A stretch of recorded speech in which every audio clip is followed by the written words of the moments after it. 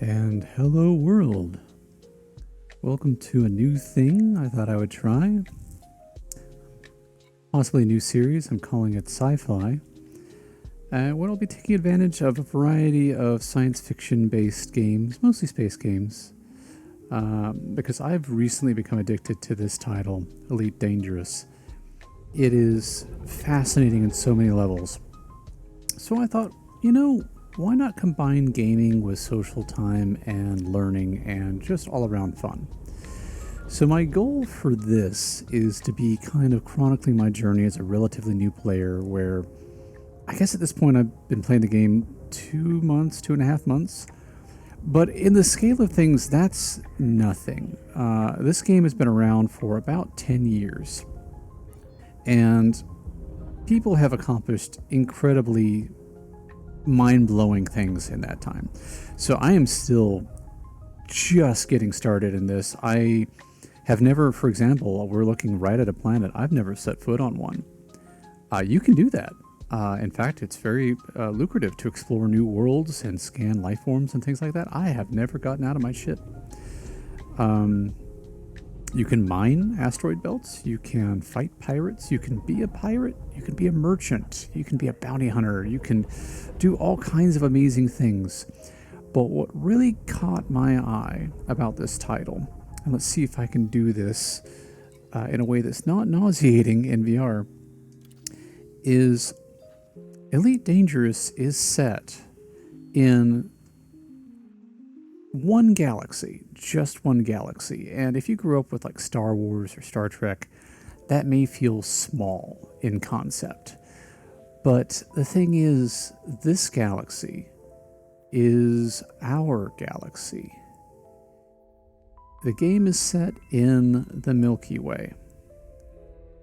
And they did sort of a best effort recreation of our understanding of the Milky Way at present, which I think only about 1.2, 1.6, I will have to Google this and fact check it, but only about 1.2, 1.6 million stars have been mapped, but we speculate there are as many as 400 billion stars in our galaxy. And this game, what it cannot accurately map based on star data, procedurally generates all 400 billion potentially visitable star systems. And this blew my mind. Every speck we see is a place we can go. All of it. If you want to go to Earth, you can go visit Earth. Supposedly the Voyager probe is out there to find. All of this is ours to explore. And in the 10 years that the game has been out, supposedly the fandom has only explored approximately 0.6% of the galaxy. And that's just exciting to me. To have a game that is a game, but also inspires a sense of wonder and curiosity about the world we live in, because our world is part of this game. It's a tiny, tiny part, but it is. I just really got excited about this. So I've got a couple special little treats, hopefully added on here. And I do apologize. I'm speaking to the void right now, which I feel is very appropriate as a former programmer. But if anyone does drop in chat, the one thing I haven't gotten working super well yet is an overlay that lets me see chat in VR without crashing everything. Because believe it or not, I do have a relatively complex tech stack under this. And that will become evident in a little bit. Oh no. So I will try to keep an eye out, but if I do miss something, I do apologize. So for a first stream, I thought I'd just kind of explain a little bit about what I'm doing there and what I'm hoping to do here. Oh, hello. We have a visitor. Hey, buddy. Oh, I think it's them. Hey, how's it going? They're checking me out. Looks like they're a pirate, seeing if I have any cargo that they want to steal, and I don't. So they're just going to wander off on their own. But that kind of thing can happen very easily. So my hope is we'll be able to play the game in the various ways that are fun. I will need to do some mining, I'll need to do some exploration. I have a shopping list of things that I need to get to help upgrade my little floaty boat here, Floaty Boat Junior. Help it, right now it's mostly a power management issue, but, you know, upgrade things here and there. But along the way, I'd like this to be something that we can talk about science fiction and science itself, where I've programmed in something that gives us a little science fact quiz every time I'll enter faster than light travel or a hyperspace jump. And I've got a couple other things planned that might be fun. Oh no. Hey, that's not nice.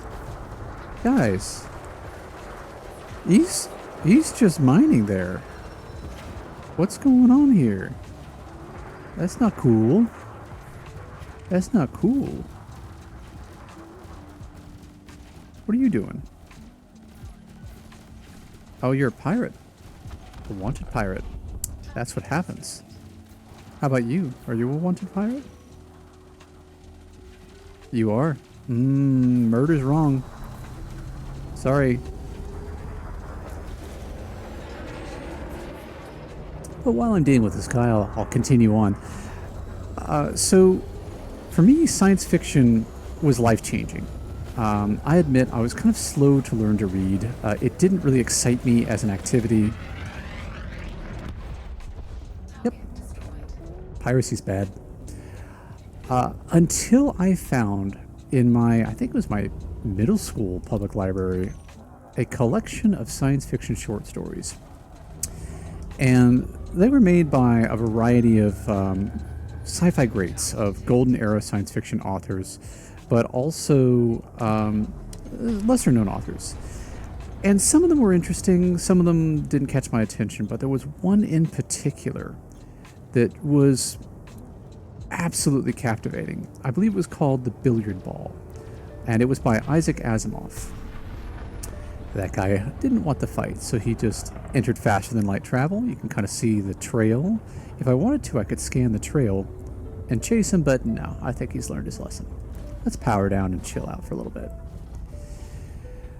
But The Billiard Ball is about a small group of people, and it was science fiction, so set a little bit in the future, but it wasn't a world of crazy science fiction. In my mind, all the settings were still in wood-walled lounges with leather furniture and men wearing their smoking jackets and things like that. It had that kind of feel. The main characters were an academia, or academician, I should say. I always say academician incorrectly, who was a researcher and had some interesting speculation about the world, and I believe a businessman who, while less educated, found himself important in society and had some opinions. Many of which revolved around humiliating the academician, just making fun of him because he wasn't really producing any rapid results. But at some point, the scholar sends a letter to the businessman and his friends, inviting them to yet another game of pool, something they often got together to do, but also to demonstrate his newest invention. And this was supposedly an anti-gravity field. Which, you know, being a kid, loving science, loving space, I'm like, oh, anti-gravity, that's cool, that's interesting, what would this be like? So we see the scene, everyone arrives, and there's a setup where we've got another ne'er-do-well here. Do we engage? I think we do. In the center of the pool table, our scholar has built in his device, such that when he shoots a ball into the center of the table, it will enter the anti-gravity field. There's a lot of drama, a lot of setup, and a lot of speculation of what's this going to look like, what's this going to be. But ultimately, he sets up a shot, banks the ball off the wall, and sends it rolling very slowly. I may have to run from this because I think there's more than one on me here. But sends the ball very slowly rolling towards his businessman opponent. The guy who always gives him so much trouble, right? And the ball enters that anti-gravity field in the middle of the table, and vanishes, disappears, completely gone. But so was a billiard ball-sized hole in the businessman's chest and in the wall behind him. Now, at this point, I'm wondering what is going on. How does this work? Is there any real science that could speculate on what would happen here? And at that time, I think right now the answer is like, no, of course, this is all nonsense. That's all fiction. But as a kid, I just wanted to know. And I kept reading, and I read to the end of the story. And, there wasn't a clear answer. In fact, the way they handled it was saying, look, there's a possibility that by the ball entering the field, it ceased to be controlled by any active gravitic forces and pursued its trajectory as it entered that field. So it's possible that the scholar aimed his shot intending for the ball to head on that trajectory it did and kill the businessman. But it's also possible that the ball, being free of all gravitic forces and inertia, proceeds on the direction it normally would, independent of any reference frame we understand. But fundamentally, in a world where this thing existed and functioned, even if we don't know the mechanism, it's too dangerous to go back and try it. You can't do a repeat. It might go through the center of the planet. You don't dare risk it. And so we're left wondering, did the scholar very cleverly get away with murder?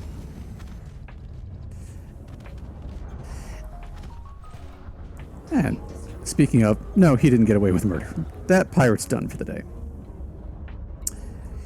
So, unlike things that I was learning in school, unlike learning history and math, chemistry, hard sciences, things where there are answers and the answers have been discovered, or at least many of them, and your purpose in school is to digest and retain and memorize facts.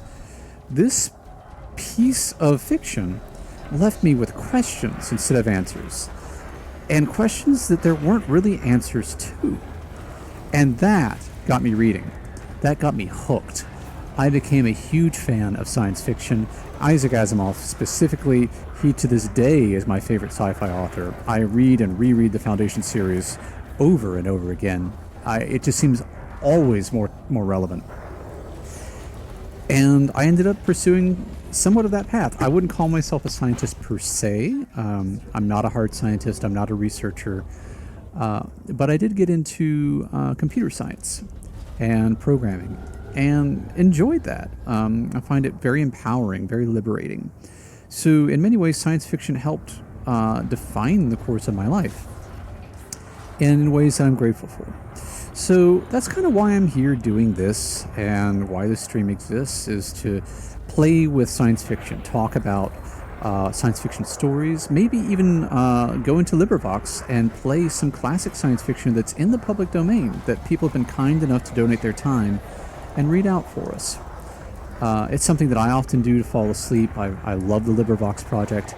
If you enjoy narration or are a streamer and have been complimented on your voice work, I highly encourage you to check out LibriVox. It is exactly that. It's a project where people volunteer their time and effort to read public domain works, not just science fiction, and make those results also available in the public domain to help spread literacy, the love of works, and enable perhaps the visually impaired to experience classic texts that might otherwise be very expensive to get a hold of, because audiobooks are not cheap if you're a fan of audiobooks like I am. So it's a very worthy project. And if I do ever play that, I will make very, very sure to credit the project and the narrator, because I greatly appreciate them. But likewise, we can discuss our favorite science fiction in a modern sense, and science in general. My hope is that this is a place where we can all hang out and be geeky, talk about what got us into gaming, what got us into reading, what got us into learning, and further that learning, which shortly after I take care of this fellow, I'm going to need some repairs. So I will hopefully be able to show off my first little trick there for the stream. But in-game, what's happening here is I'm just kind of farming pirates here, getting their bounties. I really should scan him. Whoop. Honk. That damaged both our shields, no doubt. But out here, this is sort of an asteroid ring of a planet. There's a lot of resources in the rocks. People come here to mine them, but also pirates come out here to mine the miners, so to speak. And I think that's not so nice.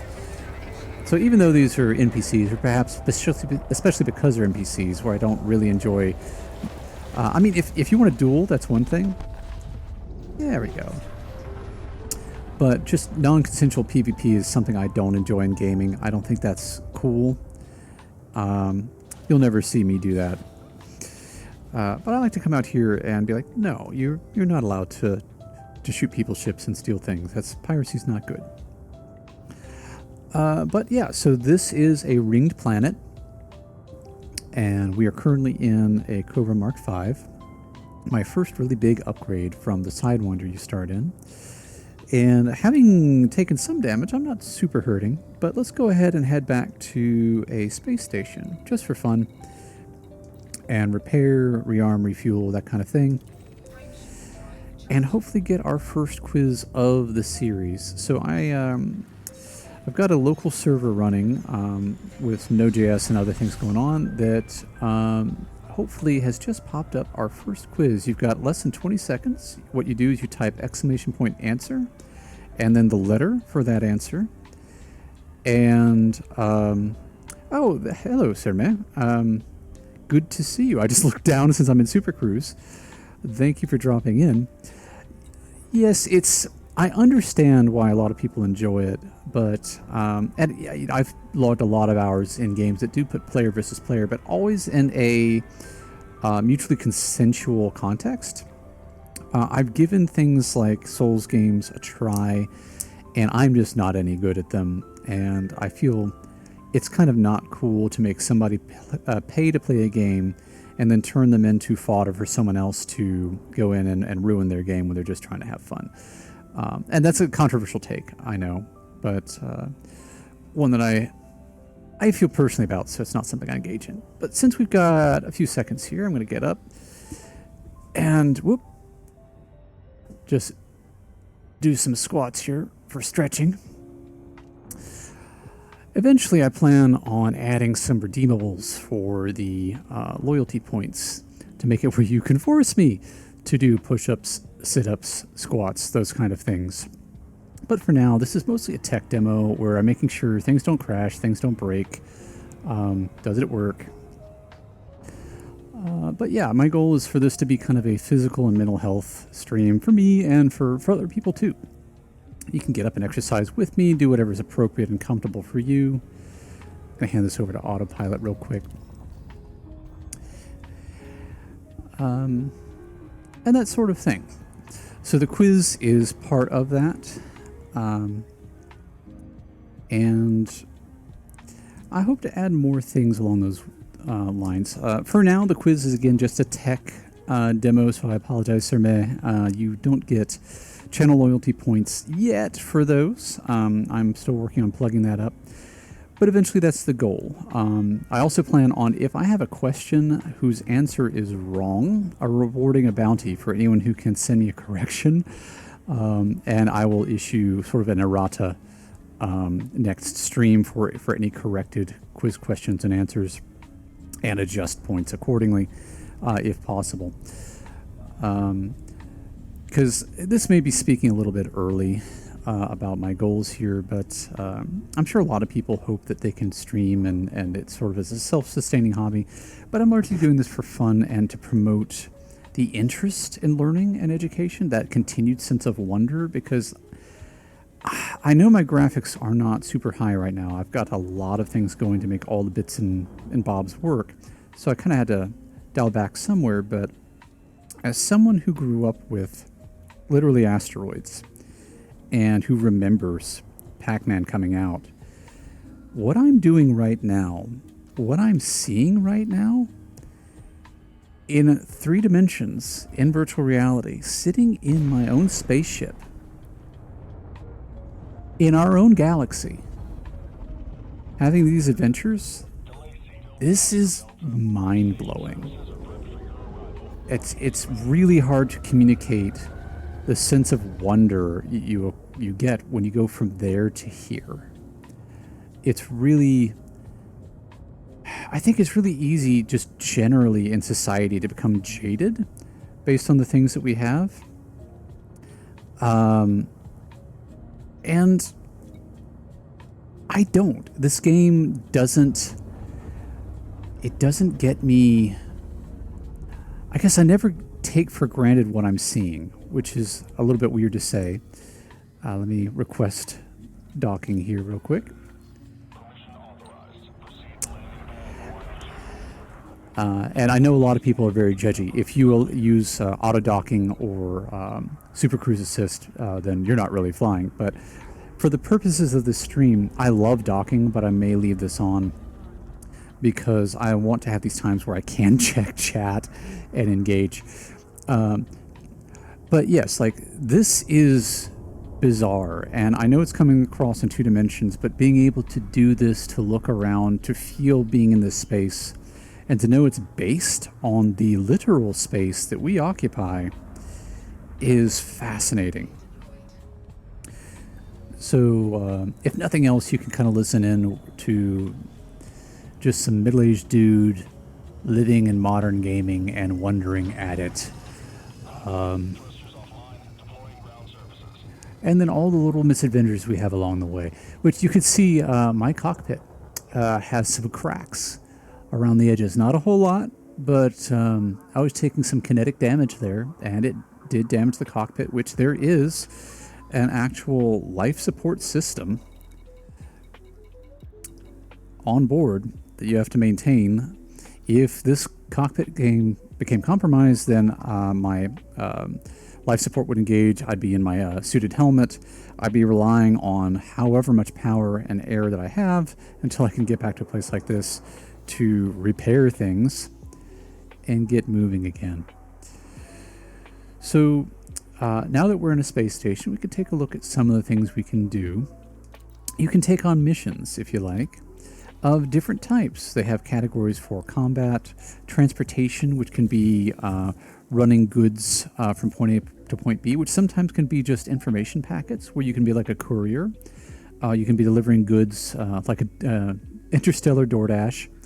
There's some naughty stuff you can do. I haven't really looked into this too much. It's largely illegal activities in the game world.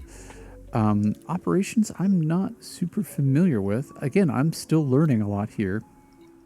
And support, you can deliver useful things or donate to causes if you've got the spare cash. And then there's, to me, the mystery of the Thargoids. I know there is some deep lore with those, but I have yet to see one. And I'm kind of terrified. We are apparently not alone in this galaxy. There has been contact with another species of Thargoid, and they seem so far incomprehensible to us. What I can do right now to help fund the repairs is redeem the bounty vouchers from the pirates that we removed from the system,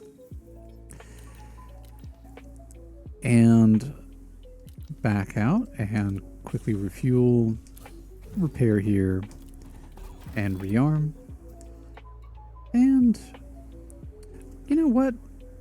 Yeah, let's auto launch, and I'll give sort of an external view of, whoops, I guess it's because we're in the dock.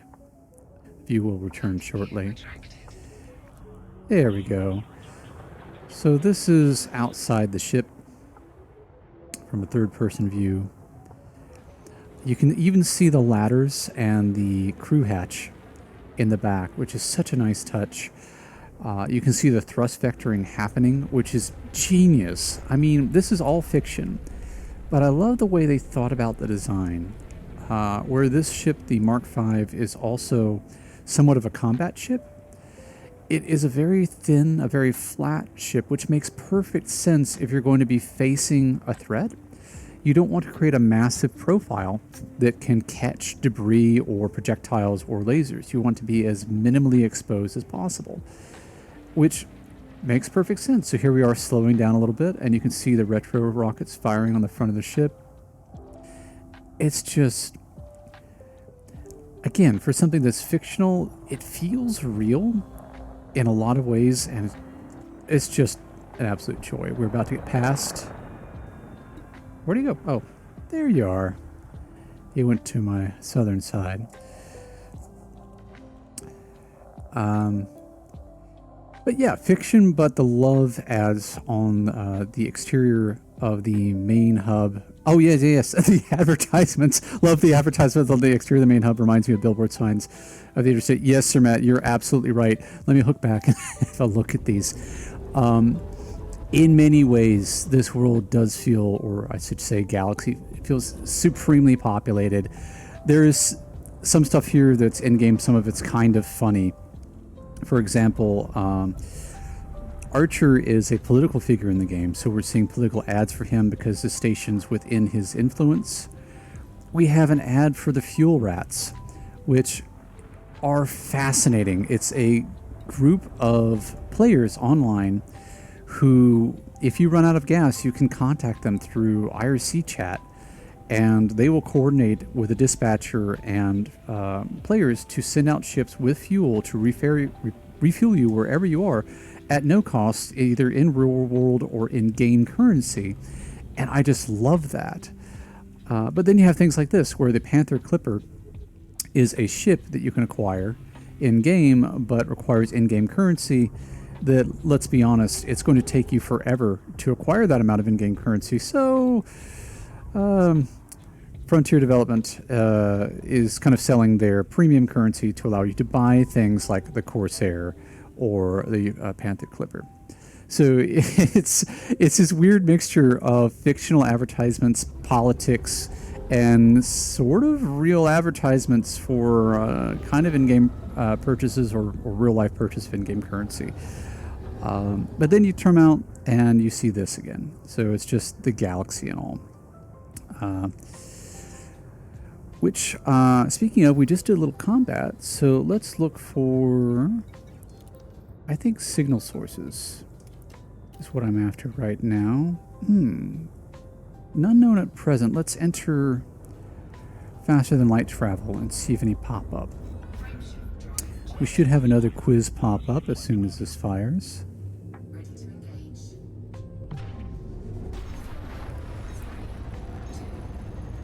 And there's probably a more optimal way to do this. I've just noticed this because what I know... There we go, some signal sources. What I know about this game either came through just blind luck experimentation, a lot of Googling, or watching other people's streams. Like, for in-game lore, I've been pretty dependent on... Whoop, we passed it before I could select Super Cruise Assist. Become pretty dependent on Amaya Kiku's streams, where, oh good, threat level 0.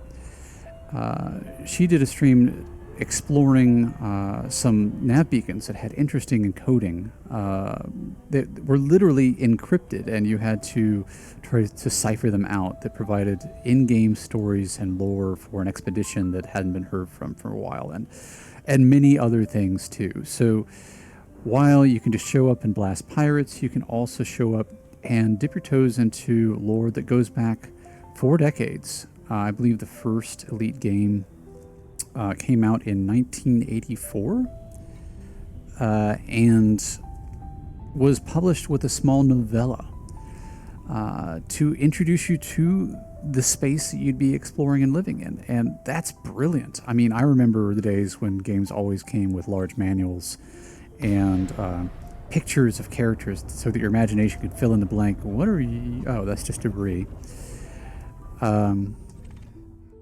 Focus crystals, compounding shields, chemical processes. I think chemical processes are useful. So right now I've just deployed my cargo scoop, which is down there somewhere.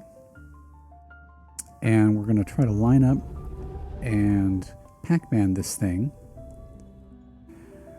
But yes, even as early as 40 years ago, they started building a story, and there are hints of an organization, a place, a thing called Raxla. And to this day, no one's for sure what that is or where it is. I believe the game devs have said that Raxla exists in this version of the game. Which, if it doesn't, I mean, where would it? 400 billion star systems. You've got plenty of room or space for space.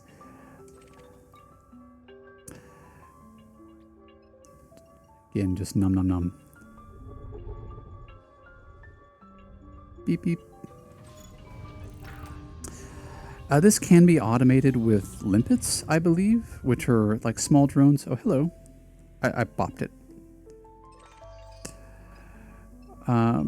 But I still don't fully understand how to use limpets, being honest, which is why I haven't done a whole lot of mining or other activities that require them. Oh, hello.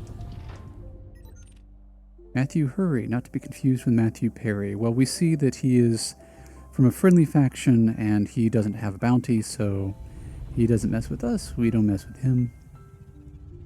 A little space debris there. Flawed focus crystals, why not? More the merrier, right? But doing things like this, you can just find signal sources that may be what used to be the SOS of a ship, or maybe an active SOS. There could be combat occurring when you hit it. That's why the threat levels get announced. Sometimes there's someone who's looking for rescue. They may be needing fuel. Sometimes it's a beacon that has lore. You never know. One thing I recall early on in playing, which I still really am, I was just jumping from star system to star system. I didn't even know that you could plot the shortest route instead of the most fuel efficient route. And I ended up at a neutron star, which is another thing. There are different classes of stars in this game. They have different properties, so it encourages you to learn about them. But in this case, the neutron star was exhibiting at either pole, blasting a large amount of radiation and debris, which can be used to sort of supercharge your frameshift drive, but also can cause a lot of turbulence and shake your ship to bits. So the first time I encountered that was absolutely terrifying. And that's part of the joy of the game, that if someone's getting into it new, yeah, I mean, there are things like due to certain tutorials, there are things that it benefits to Google, but at the same time, discovering things organically, you can't do twice. Like any other game. Let's say if you want to play any other open world game like Breath of the Wild or Elden Ring, if you read all the tutorials and you watch all the training videos, then you're giving yourself spoilers. And a lot of times that's for in-world quests or for in-world lore. And I won't say that's not necessarily true here, because there's a lot of fictional lore here. This is set in the future, clearly. We're in this thing. But the experiences in general of just hopping in and seeing your first neutron star, or there are other things that can happen to you. I guess I won't spoil them here. But other surprises you don't see coming, it's best to let them be surprises. And I accidentally triggered a Super Cruise overcharge when I meant to... Ooh, gravity well. I meant to engage Super Cruise Assist instead. That's okay. We're almost there anyway.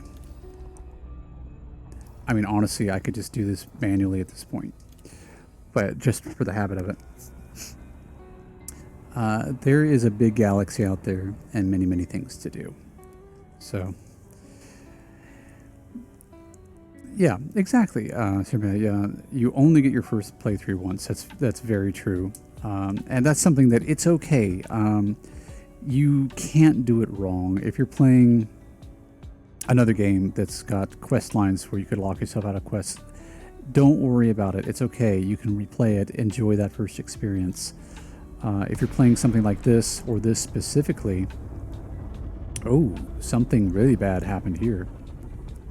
Hello. Any unfriendlies? Look at all... I mean, look at my... Try to blow up my radar here. Look at all this stuff. Wait a minute, who are you? I see one blip on my radar that was not in line. It's probably just a civilian cargo ship. Oh, well, they're from an unfriendly faction, but they don't look like a combative vessel, so I will just leave them be.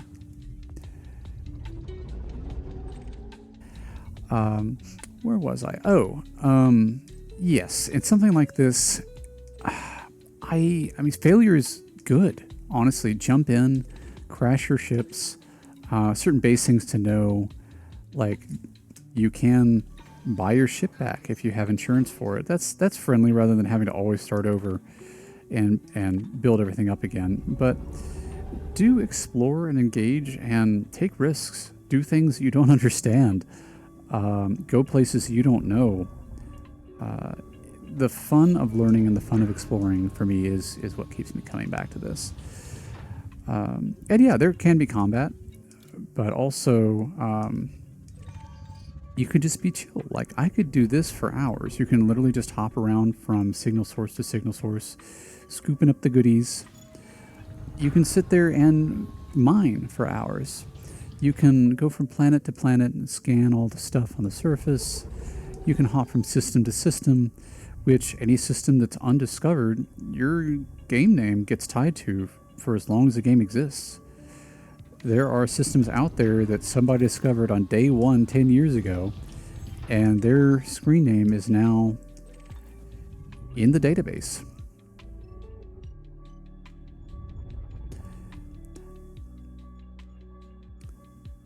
Which, I guess one thing to point out for veteran players, if anyone watches this later on who is very familiar with the game and very comfortable with it, I don't know how target selection works in flat screen. I haven't spent a whole lot of time playing this in flat screen.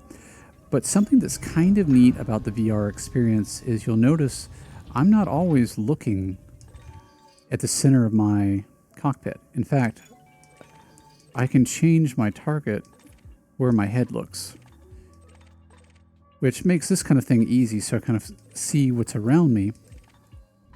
But if you are a combat player, it's super nice because you can just kind of look around your cockpit and look out the glass and target what you want to target. Which VR also makes you appreciate really large, open, glass-filled cockpits, because you have a lot of view. You can see what's behind you. You can track ships as they move around you. It's a lot of fun. And I guess thinking of space combat, the first thing that really caught my attention about this game on paper is the multiple ways you can play it. I'm going to bonk a couple things. It's just so dense. There's so much stuff here. But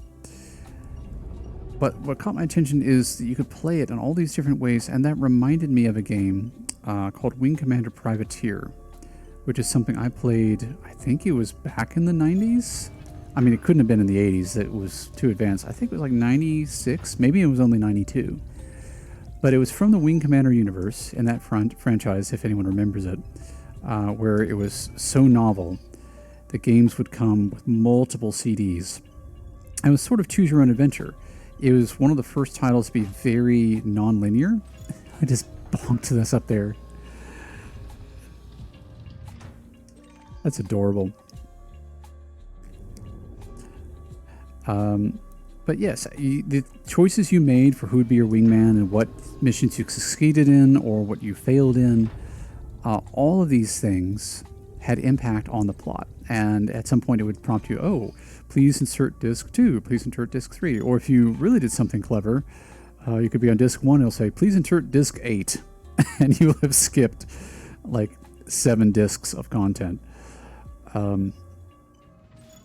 But the Privateer game was a spin-off of that, kind of set in a similar universe, but instead of being a member of the Royal Navy, I don't remember what the organization was called, but instead of being a fighter pilot wing commander or member of a wing, you were just some guy out there in the universe. You had a basic ship you started with, not a whole lot going on to it, and you could take missions. You could run courier missions. You could deliver goods for either as a commission or for personal profit, where you're buying low, selling high. You could hunt bounties. You could become a pirate. And I played that game so much. It was so fascinating because the world and universe felt so big. And then I found this, and it has all of that, and then just so much more. Just more is the only word I think you can use to describe this game. Everything is more. I know there are other titles out there, I think like Star Citizen and like In the Black, I think is a new game that's only got a demo out that is supposed to be very heavy on the science and the physics, where it's an attempt at a very accurate physics model for space combat. And that's fascinating to me, but at present I don't think it's VR capable. And it's not that I don't play things that aren't VR, but being able to feel this in a way that unfortunately you cannot at present just watching the stream is so much extra. My resolution's low. This game is actually way more beautiful than you're seeing it right now on my screen because I have things turned down to work in VR, but the VR experience is such a big deal that I'm personally willing to make those compromises for the fun and the feel. I guess to name drop another streamer, while I check chat real quick. Operator Opossum. He's another Elite Dangerous player who's an extremely good pilot and mostly does combative stuff. He likewise feels that fun per hour is the greatest measure of a game. That it's not really about winning, it's about how much of a good time you're having. And I agree. From what I've seen, the absolute best players in this game seem to be using mouse and keyboard. And that's okay. I'm really awkward with it, and I'm sure if I spent hundreds of hours with it, I would get good at it. But the feel of having a stick and a throttle and being able to look around and doing what I'm doing right here. This is so simple, and I hope it's not too boring, but part of the goal is to be something you can fall asleep to too, so that's all right.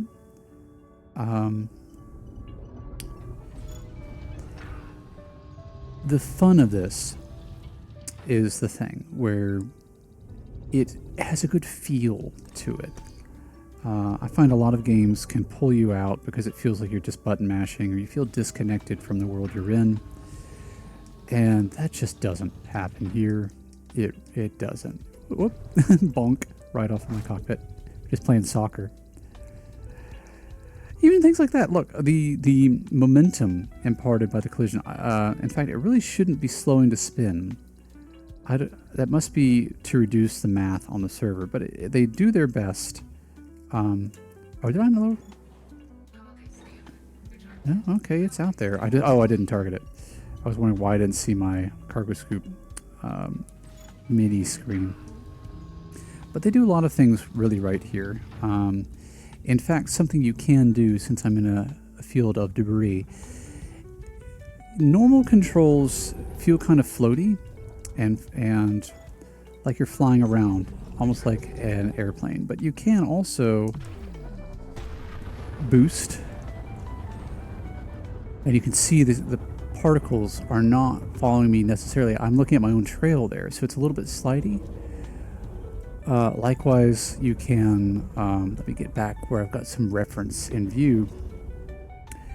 You can switch over to reverse. And at a moment, I'll be flying backwards. Or if you're quite good, which I'm not, you can turn off flight assist, and you are controlling yourself purely by thrusters and rockets. And things get real squirrely and real swishy real fast. I do that now and then when there's a specific need, or I just want to have a good look at something like that. But I I admit, I typically fly with flight assist on. It kind of minimizes the nausea if you're doing the VR thing. Well, I should hop out and look for another signal source because I am looking for something in particular, and that had a lot of stuff that's probably valuable. I mean, maybe? I don't know what that is, but it's not what I'm needing to upgrade my little boat. So let's find another signal source. And in that little globe on the side gets us a relative position of that signal source to us in 3-space weapons fire. Uh-oh. This might get interesting. We'll see what's happening here. If that little, in my case, yellow dot is hollow, then it means it's behind us. If it's solid like that, it means it's in front, and of course centered, it means it's directly in front. If it's centered like that and hollow, it means it's directly behind. And likewise, we have the larger kind of radar system in front that I admit I'm still learning to use. It can still be a little bit challenging for me. Because often I will just look. I'll just look around and find it and lock on with my eyes and track it that way.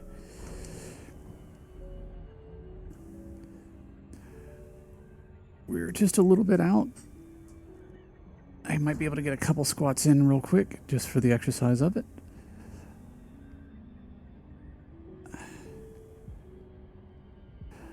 And I'm hoping too that there may be some people who tune in who are veteran players. Maybe they've been here for 10 years. They know the ins and outs of Elite Dangerous, but they may never have seen that.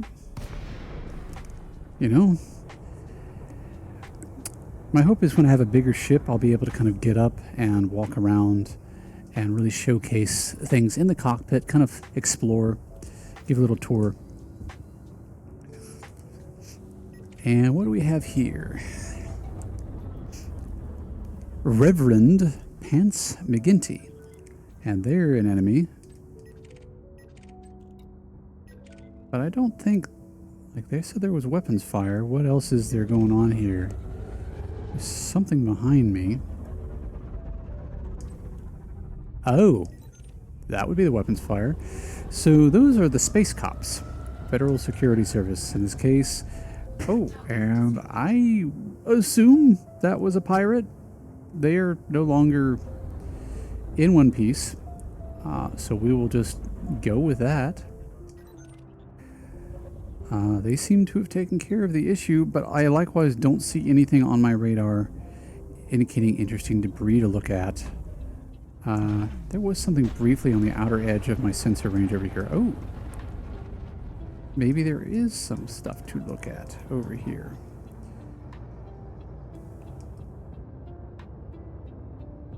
I see some ships. They're a little bit out. And they must be running cool because my sensors aren't picking them up.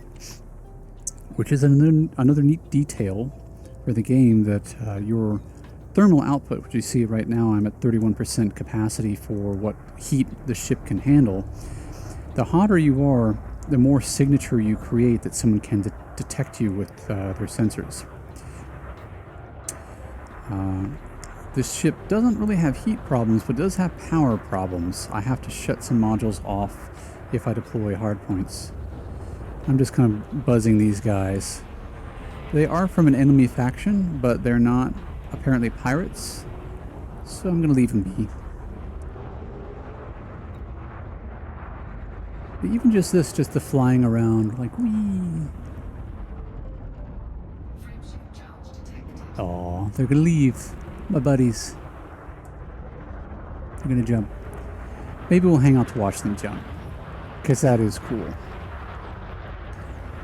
This is them charging their frameshift drives that gets them to the games faster than light travel, which is, again, another opportunity to talk about this, I guess.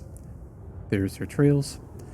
So if this game tells you, where is that space station we were at earlier? All right. There it is. The game is telling me right now that Gordon Plant is 289 light seconds from me. And at my current speed, which is, I think, 251 meters a second or millimeters a second. I'm not sure what that measurement value is. It can't be million meters a second. At least I don't think it is.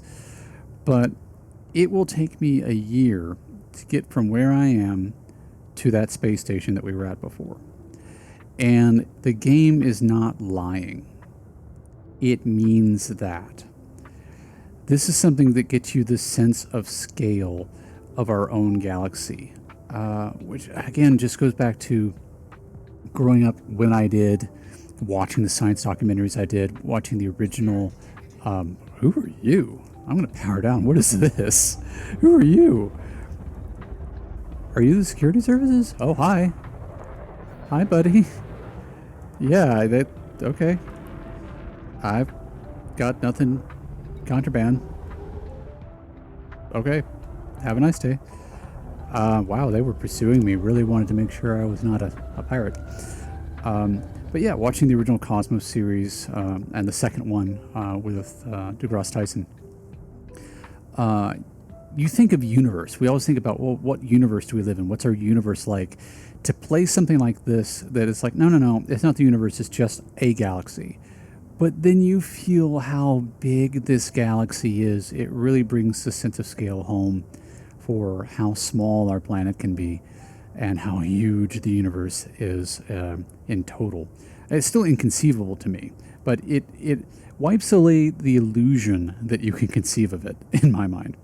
So yeah, I can just leave this on and come back in a calendar year and somewhere we will arrive at Gordon Plan.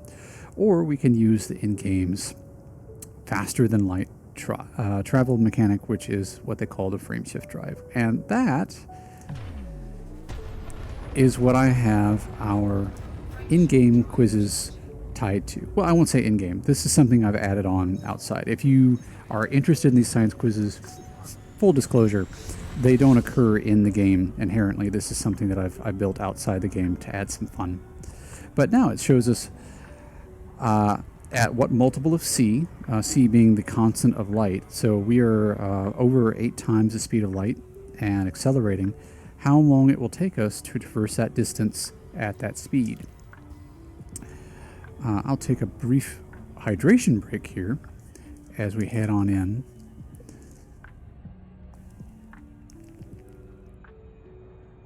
I do apologize. I realize that my microphone is right next to my water bottle when I do that. I'll try to remember to mute in the future. But yeah, this is also interesting. We get to see the orbital paths. You can turn them off if you want, if you want a more immersive version of the galaxy. But I enjoy it. It gets me a sense of the interrelatedness of everything in this star system. And you'll notice my speed here is starting to fall. And that's because I am approaching a large, massive object here.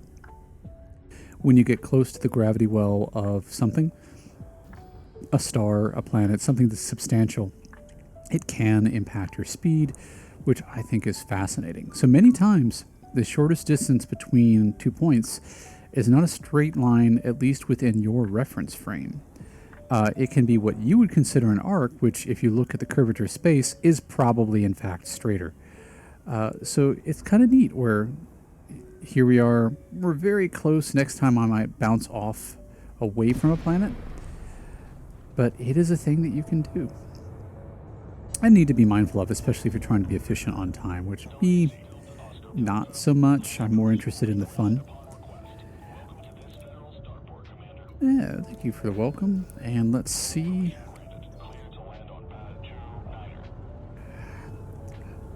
I thought the shape of the space station was weird the first time I saw it. And then I realized it is an exact replica / tribute to the space stations from the original game of 1984, where they did everything with vector graphics. And yes, I'm speeding.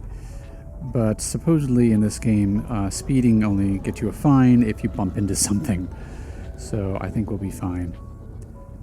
And likewise, eventually I'll turn this over to auto-docking, but I was just having fun. So we're to land on pad 29. There we go. So I enjoy that they made an homage to the original game. They kept the basic polygonal shape. And even the ship that I'm in, it's a Mark V, but I believe the Commander Jameson, if I have that right, Amaya will correct me if I'm wrong, from the first game, I think he was in a Mark III, but the shape of the ship is still a tribute to the original. But I think it looks good. It's not overly angular. It's very stylized. It's got a good look to it. They did a delightful job of, what even is that? I haven't even looked at that. There's a book over there that's got a title. I'll watch it be Charles Dickens or something. But while we're here, we will cash in on the little bounties. Oh, no bounties. I was just talking and just collecting stuff. Didn't even think about it. Oh, but contact-wise, material trader, I need something. I'm not even sure. I think it's cadmium. I think I need cadmium. And what do I have? I've got a lot of selenium, but I think I need selenium and manganese as well.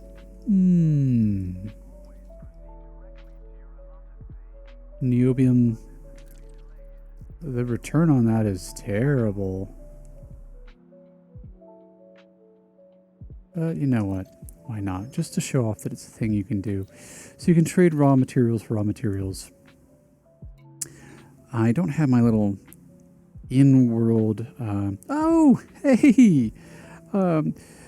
Speak of the devil. In chat, welcome, Amaya. This is who to go to. I don't even think I have shoutouts enabled yet. Let me see if I could do this. Apologies if this does nothing. But Amaya Kiku, I stumbled onto her streams just by accident. I was wondering if anyone was streaming Elite Dangerous at all. And she had this just absolutely delightful, mellow stream where there was just nice music in the background, and she was just exploring out there, literally out there. Here I am, a new player. I have not left this tiny habitable space yet. I've stayed within about 50 light years of everywhere I've been. And she mentions the system she's in, and I have to look it up through a system in offline. I think it's Anara CZ. And she's 1,500 light years away. And had been outside of habitable space for a year. Is that right? Had you been out of the bubble for a solid year? Real life year? If so, that's, to me, that's terrifying. I'm still learning things about this game. I'm learning how it works. Let's see if I can find a bounty hunting mission. I can do that brainlessly. I cannot imagine being out there doing exploration and, oh, okay. No, she says, no, it was only about 2 weeks. Oh gosh, even that would be anxiety inducing, because if your ship blows up, you lose all of your research data. And that can be a big trip. You can lose 2 weeks or a year if you're out there of hard work. Yeah, you might be able to get your ship back, but oof. She said, but there are people that have been outside of the bubble for over a year. I believe that. It's a big community, but a small community. From what I see, there are many, many people playing this game, clearly, and all doing different things for different reasons. But everyone I've met so far, Amaya included, have been so nice. It's been very refreshing. Oh, here's something that's profitable. Sure. How many of these? Just 15 for 20 million? We can do that. And everyone seems to do things differently. I'm curious to see what Maya gets up to now that she's back in the bubble. She was doing exploration, but she's mentioned maybe building a ship for hunting Thargoids, and I've yet to see one, so that's likewise terrifying. Yeah, you have to be careful when landing on planets. Always take note of the planet's gravity. Really? You saw a video once of a guy that lost 5 billion in data? Oh my gosh. I think, what am I worth right now? Okay, so not even, wow. Yeah. I've got a ways to go, but I have been farming. I can't imagine losing 5 billion. How much did you make on that venture, by the way? Do you have enough to make a ton of ships, or you have a specific ship in mind that you're working on? I know you mentioned a Thargoid hunter, which someday, if I keep up with the streaming thing, I need to dedicate a lot of time to Guardian stuff. Where I've never left a ship, I need to find things and get Guardian modules to make myself survivable. Let's just boost our way out of here. Ooh. Oh, nope, bonk. It's been a little bit since I've been in a little floaty boat junior here. It's very swishy. I'm getting used to that. Oh, and Sir Miz says, with a loss that significant, you'd have to walk away from the PC for a bit. Yeah. Yeah. I'm inclined to agree. That would be hard. But at the same time, because I've blown up a ship or two, I won't lie. It's happened. The game doesn't give you like a "you failed" screen or anything. It just, your ship blows up and it takes you back to, hey, how would you like to continue on? Do you want to pay the insurance on your ship, or do you want to start over with a new one? It doesn't make a big deal of it. Like, failure happens, and that's okay, and that's something that I think is really fun. Oh, hey, Amaya, in case you haven't seen one yet, the quiz works. We're about to get one, so feel free to enter your answer. I haven't tied in the wait. Oh, align with target destination. Yes. I haven't tied in the Stream Elements loyalty points yet, so there's no credit for getting the right answer yet.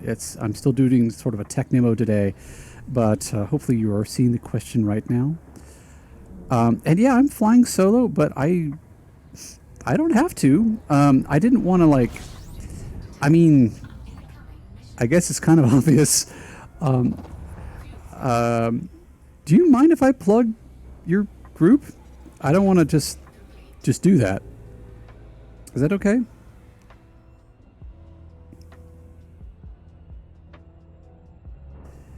Meanwhile, I will look for... Does this have any rings or... Interesting.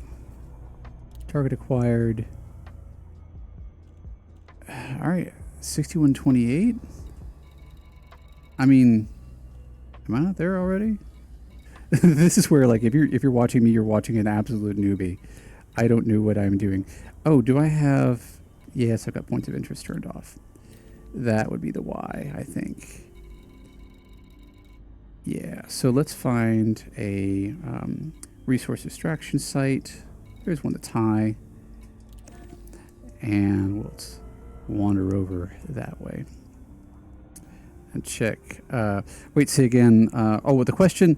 I have joined a community with you, but I also didn't want to just like mention that here if you weren't cool with that in terms of the squad thing.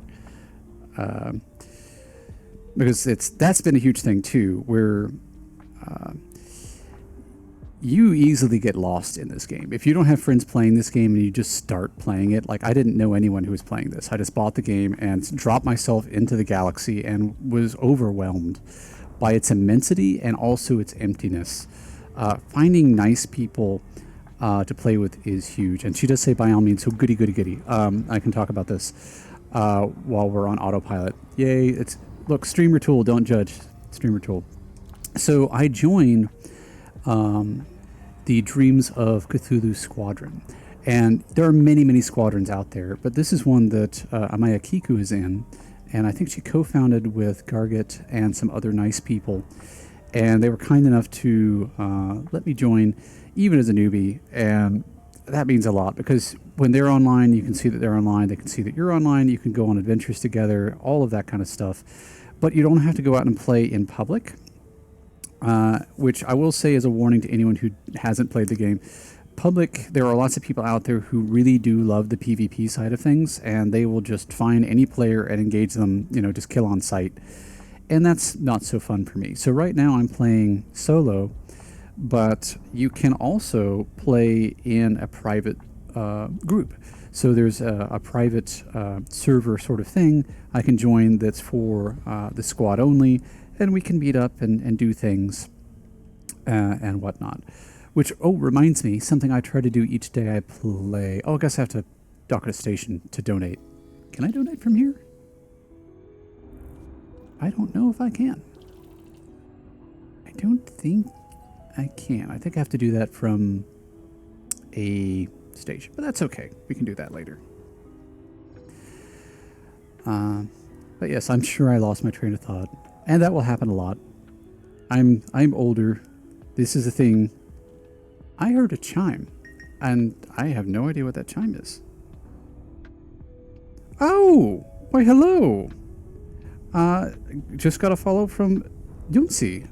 Thank you very much. She is someone I often see as a brother in arms with Amaya Kiku on her streams when she plays Battlefield 6. And she is much better. They are both much better at that game than I am.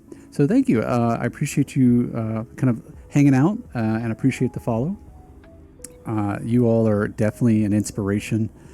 I am just some old dude doing a thing out here that I barely understand in the cosmos, but trying to have fun with it. And likewise, Amaya, if you do, what's old? I suppose the one answer could be, age is just a number. But in my case, my common line is I'm older than Pac-Man, and I let people kind of try to crunch the math on that. So yeah, like I was saying a little while ago, I went from Asteroids on the Atari or in an arcade being the latest and greatest technology, and remembering that and having a lot of fun with it, to experiencing this. And so doing this in virtual reality is incommunicably more advanced than a very active and clean memory that I have. I sound like a spring chicken. I think, at one point I was, I said something in your chat. You're like, oh, you sound like you're 18. I'm like, oh, yeah, I mean, I was once. Not anymore. My ankle tells me when the storms are coming in. But there are people of all ages and walks of life who play this game too, and that's really cool.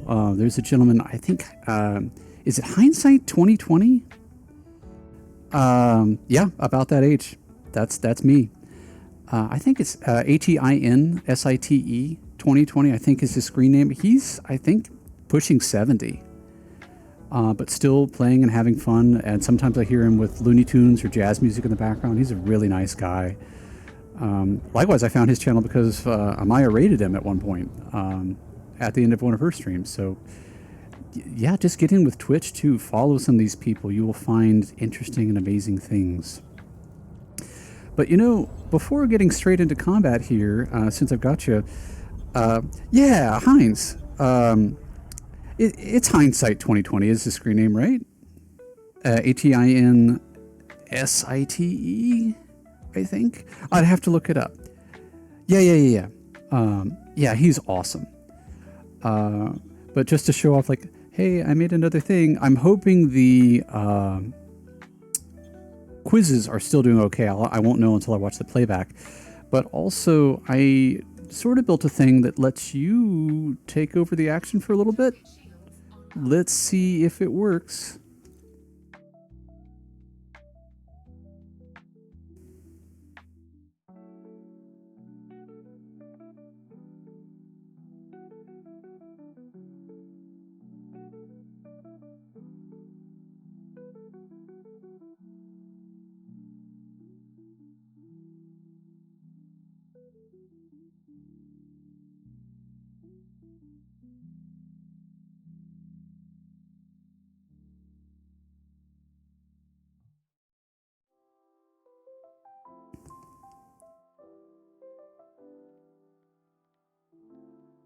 And hopefully we're back.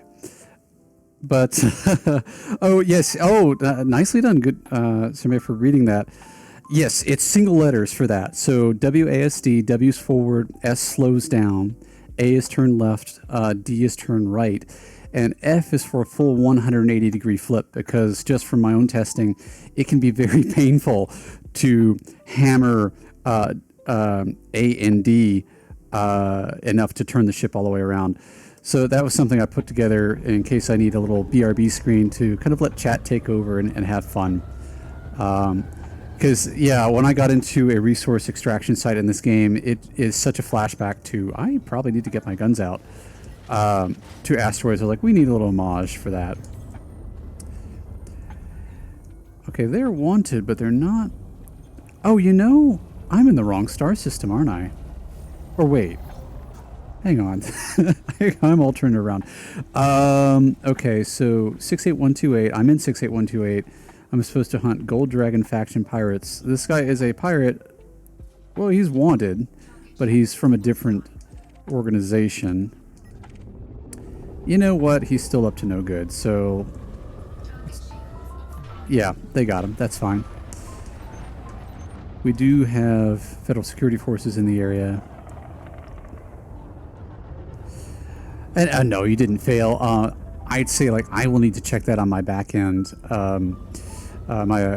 This is very much, I don't really have a plan for the day other than just going to talk about my ideas for the stream, what I'm doing, and just test things. I have the ability to bring up chat in my virtual cockpit here and read it in my space. Instead, I'm reading it off of my phone because that seems to cause my computer to wig out just a little bit because of all the things I have running, like the little server in the back end to do the quizzes. But the quizzes, by the way, if you're interested, I can send you the file to generate questions, and you can be building more stuff if you want to use that on your channel. By all means, please do. I mean, you're a big inspiration for why I'm here doing this, playing the game at all. It would be a lot of fun if you wanted to kind of tune in and get tested on the lore we're learning. Oh, this is a mission target. Hello. But yeah, I can kind of package it up and send it your way once I've got the loyalty points element working. Right now I haven't paid a whole lot of attention to it.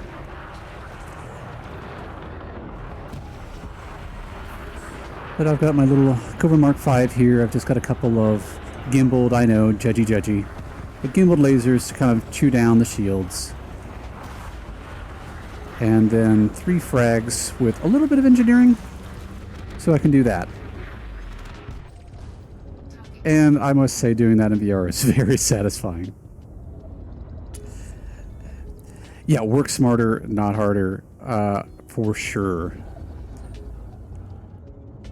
And kind of my goal is to find little projects like that. I have another one that I don't even want to talk about right now because it is orders of magnitude more complex than either the quiz or the asteroids game, where I am trying to hook into the game files themselves, Twitch's API, although I may just use an embed, a public domain star chart, and then it's been a while since I've done any app development for Android, which may kind of give it away, but there's a lot of moving parts, and I'm still working on it. I'll probably still be working on it 6 months from now, assuming I don't give up.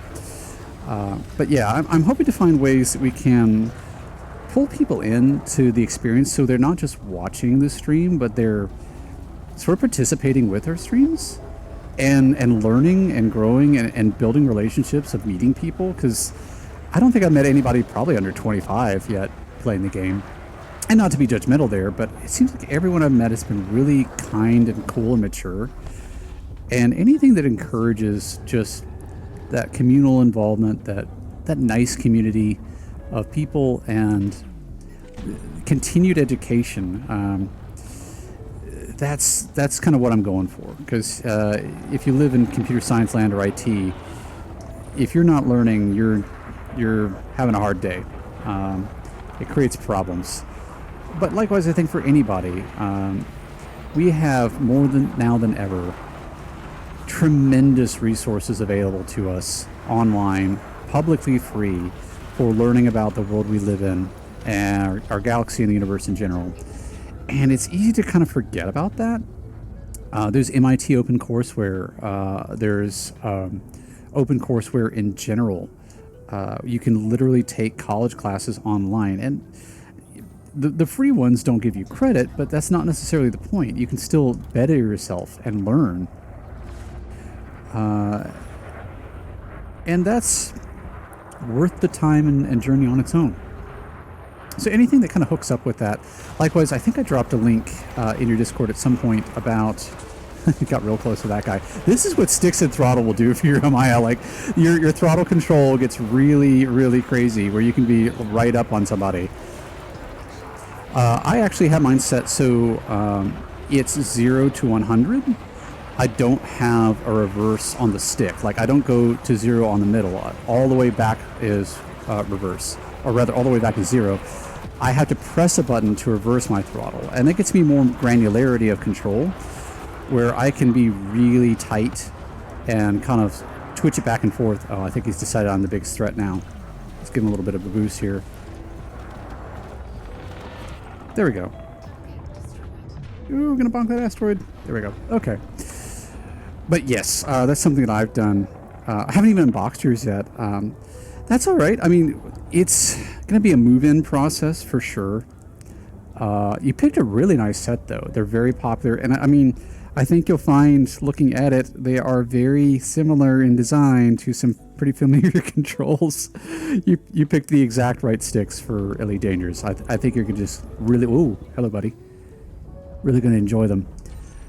Sorry if my head jerks around a little bit. That's the pro and con of VR, where you're very spatially aware, but sometimes I forget that there are people riding along, watching my stuff. I picked them up for your birthday. Yes! How did the camping trip go? When you started your stream, I think, was it last night? I was getting kind of crashy, and I put you on to listen, but I kind of just immediately fell asleep. Did you get to do the bonfire and marshmallows and beverages and such? And karaoke. I think you mentioned karaoke. Alright, let's go ahead and scan them. They're not burning his shields down super fast. He's a mission target. This is what we're here for. It's only 15 we need, I think. There we go. And this is a vulture, so I should be kind of careful. He's kind of a bigger fish than I am right now. Alright, his shields are offline. 50% from one pass with the... Ooh, we're adjusting now. Oh no, he's still target locking someone else.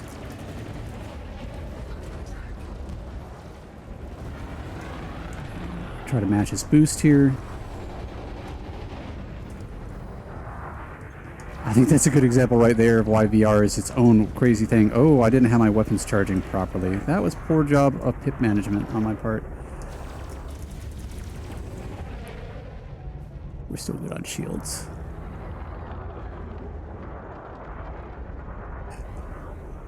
Oh, I've got this weird dissociative thing of like, I will look down and read chat, and then like, I'm still looking through my headset, so I didn't see my phone.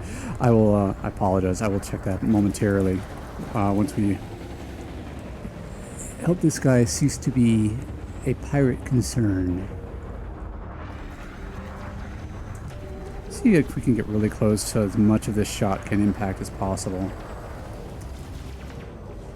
That's 18% hull left. I think I overboosted a bit. That's alright. We are apparently not the biggest fish he's dealing with right now, which is both good and also a little embarrassing. And there we go. Just for flair. Boost through the debris. Okay, let's see if it's anyone actively engaging me at this point. There is not good. And, oh, you didn't go camping. It was just a bonfire. Oh, bonfire and gathering. Okay, that's cool. It did have s'mores. No karaoke, though. No karaoke. Oh, no. You'll have to make that redeemable on your channel of karaoke time. Kiku karaoke.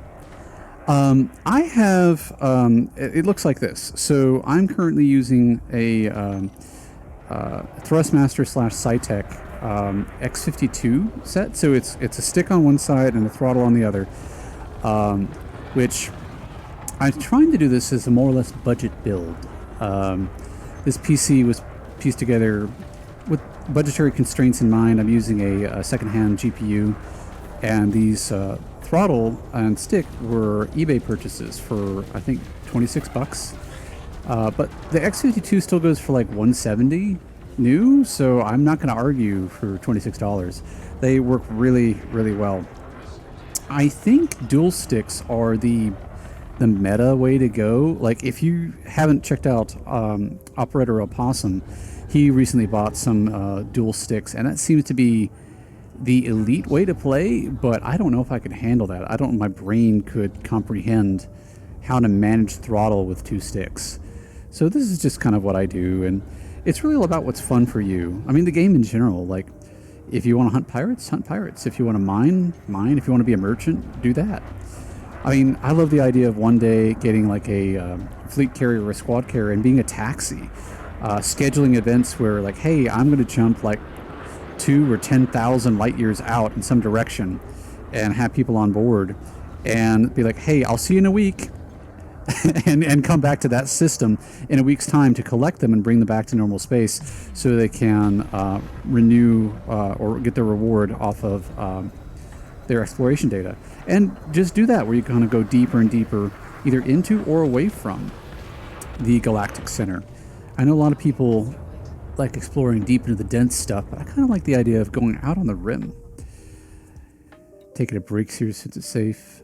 Thought about having a karaoke channel redemption. Yeah, where I only hear the music song playing and chat only hear me singing.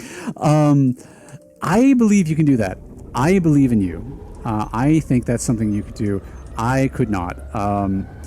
I cannot sing. If I tried to sing, you believe me, you would want to hear the music in the background because you'd want to have something else to focus on. But yeah, I think you could. Likewise, I think the whole audiobook thing is something you could definitely get into. Which I mentioned a bit earlier. I'm a huge fan of the LibriVox and AudioBox project, which is not lucrative. It's a free service that people volunteer their time for, where you find public domain works and you read them as narrator, and then publish those recordings in the public domain themselves. Oh, there is someone who's being not so nice. You're scanning me because you want to steal my stuff. I don't have stuff to steal. But I often put on LibriVox at night to listen to people who have recorded narration of like Frankenstein or some classic sci-fi stuff that is in public domain. And while it literally does not pay, it may be a good way to get your name out there and build a portfolio if you were interested in professional voice work. It seems like an easy way for a platform that won't charge you to be published, to get published, so to speak. Like Mark Nelson is one of my favorite narrators. He does a lot of interesting science fiction stuff by like Philip K. Dick and some other Golden Age authors. And he actually is a professional narrator and voice actor. You can buy audiobooks that he has done. I don't know the order he did that in. I don't know if he did the free stuff first and then became professional, or if he was a professional and decided to do stuff for free. But it worked for him. Sherman says, so long as you are having fun, then that's all that matters in karaoke. I think that's true.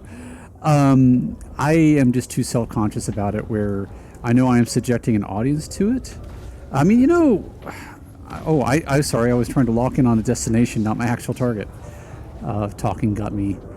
Because there he is. That's the VR trick. Let's kind of flip and burn here. I guess streaming, I'm functionally doing the same, but I'm not, like, someone has to actually click into the stream.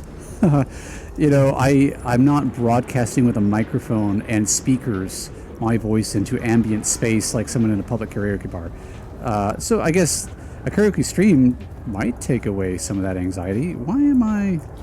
Oh. Yes, let me do some pip management here. I noticed my shield was getting a little bit conked out. This guy's a little tankier than I am. That's okay. We'll wear him down. Oh, and thank you for the lurk, Amaya. I appreciate you showing up. It means a lot for the first Elite Dangerous streamer I found to drop in. Likewise, Yunsi, I appreciate the follow. You're both awesome. I could not do what you do on the first-person shooter stuff, but whoops. We are taking some kinetic damage. You can see the cracks on my canopy. So yes, keep up the good work in all games. Play what's fun for you. People tune in for the streamer, not the game. For real. Don't get sucked in around what the meta is. Just, your community will come to you. I promise. And likewise, Serme, one of my favorite streamers for non-sci-fi stuff right now.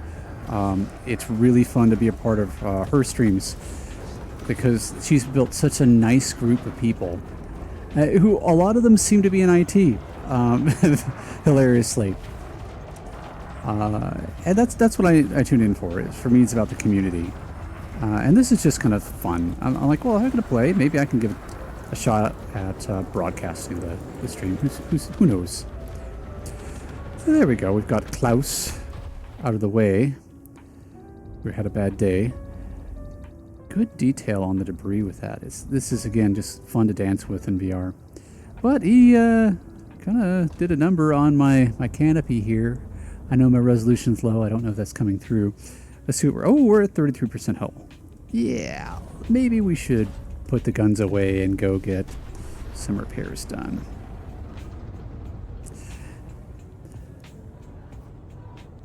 And it's in the overlay, I think, but just to give a shout out, the music we're hearing is by Heel Girl, which you can search for them on YouTube and Spotify. I stumbled onto one of their channels and thought it was this kind of mellow, relaxing jazz kind of thing. I kind of like the vibe for it, for a kind of learning and mellow gaming stream. And I reached out to them, and they were kind enough to say, yeah, you absolutely can play my music on your streams and on YouTube VODs, as long as there's attribution. So that's what's in the overlay.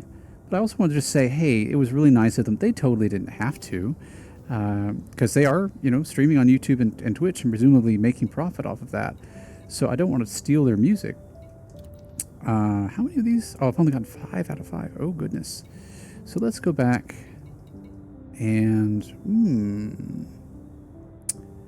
That's a problem. I don't think I can get repairs at either of these places. We may have to make another hop, but that's okay, because that means we'll have another quiz. Let's go to sort of our quest-giving location. The Tolan Free system.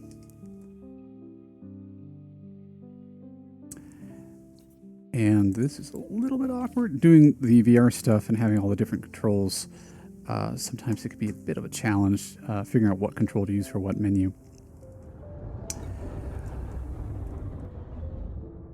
Oh yeah, you can definitely see I got shot up pretty good there. Canopy hasn't busted yet, but it's kind of threatening to. Which again is immersive. That adds stress. I mean, when you see nothing but vacuum out there, it adds to the fun, I think. So we should hopefully be having another short quiz popping up here.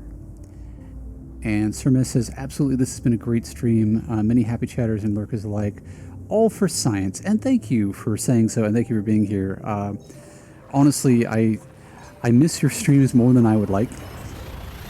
But I'm really, really grateful that you post the videos up on YouTube after the fact, because I know Twitch drops them off after a time, and I particularly enjoyed your playthrough of Black Myth Wukong. That is, I am terrible at the game. I have not beaten the game, but it's absolutely one of my favorite games that I've ever seen and ever tried because of the story and the characters, and the music is so good.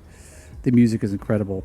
I feel like two of the most important games people could be playing right now are this game, Elite Dangerous, because it is such an experience to drop into our own galaxy like this, and an opportunity to learn and develop like an intuitive understanding of where star systems are relative to Earth. Like if you want to visit the Orion's belt, you can, and that is empowering. But that's at like a science level. Black Myth Wukong, the cultural connection, the story they tell, the relation to real literature that has a strong heritage, is so powerful that it's worth experiencing. I mean, absolutely read Journey into the West, the original book. I may have butchered the title there, but yes, read the original literature. But getting to play the game, or even just watch someone play the game, like seeing how they 3D scanned temples, real Buddhist temples, and other I don't think it's Shinto, but they have Buddhism, Shinto, and Buddhism, Confucianism, and I'm not sure the other faiths. Actually, Sermon, do you know? Not to put you on the spot, but it's Taoism, isn't it? Is it Taoism? Taoist, Buddhist, and Confucian cultural influences and historical locations. Taoist, yes, thank you. That is incredible, because I severely doubt that I will ever travel over to China and visit these historical sites to see them up close and personal. But being able to interact with them in a three-dimensional space in that game is just an astounding opportunity. And even if you can't play the game, just watching it to experience the story and the music, because I have just listened to the music over and over and over again. I highly recommend it, even for people who aren't usually into that genre of game. But I've been yapping. Here we are heading back to Gordon Planet for a little repair. We can still see the ring a little bit of that planet that was slowing us down. Yeah, that canopy is pretty cracked. I really was not paying attention to that damage there. But we'll be okay. It's fine. Even if the ship blew up, I've got the insurance. Permadeath is not a thing here. It's all about the fun. And how long have we been live? I really did not set a timer. It looks like an hour and a half. That kind of flew by. I guess early on, a lot of it was sort of a tech exploration as well. That's okay. And my apologies to those of you who have shown up. I thought I'd be talking to no one, so I'm really grateful for those who turned out. And I will listen back to the replay and try to fix whatever audio issues may be going on, because this is a first go. Oh no, where'd my control go? There we go. I don't want to just jump on in. They get mad. Landing pad 6. There's 36, there's 7. I feel like 6 is, yep, underneath. I just gave it over to autopilot. And there we go. Touchdown. Settling in. Perfect.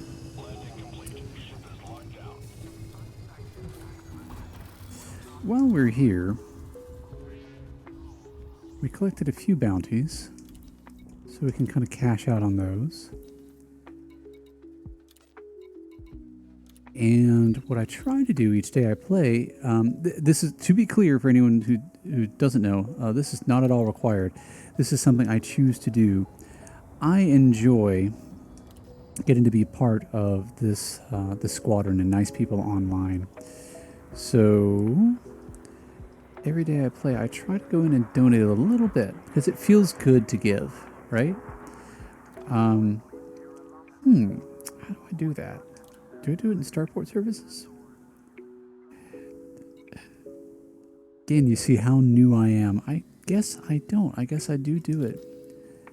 Here. Oh, Squadron Bank. There we go. Squadron Bank.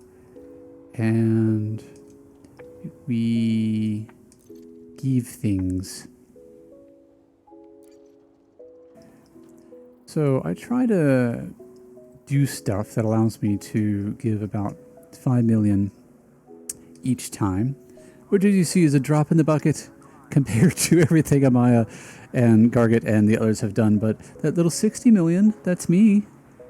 That's a little 5 million here, a little 5 million there. Working on it. Every little bit helps, right?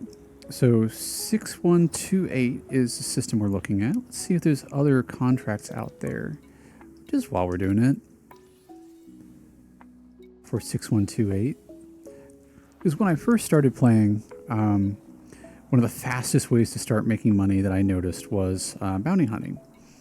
And I was out there, and if I was really lucky, I might be able to make $1 million in a day. Ooh, I'm not... This is illegal stuff, isn't it? I've never taken one of these. From wet work. I don't know about that stuff. No thanks. And that appears to be the only other mission from here in that system. So, yeah, we'll just hop back and finish the other one. But I didn't know about mission stacking early on, where you can have multiple missions all doing the same thing, which I guess to explain, for those who don't play the game, what you can do is you can find, like, let's say a system is particularly overrun with pirates. Like in this case, there's a mission to take down a specific pirate and a mission to take down a certain number from a faction. Well, if there are lots of pirates overrunning one system, you could see several missions for one system. Oh, here we go. Like in the Nanamam system, Crimson Clan faction pirates. We've got one mission there, and other missions that are likely from the same... Oh, here's another one. So, we'll go ahead and take those, and we'll do those in the future. I won't likely have time for this today, but it could be another trip. That's 40, but it's doable. Might have to off-screen it. But it's to kind of show off a principle here. So that's not a mom, that's a Pacific Pirate,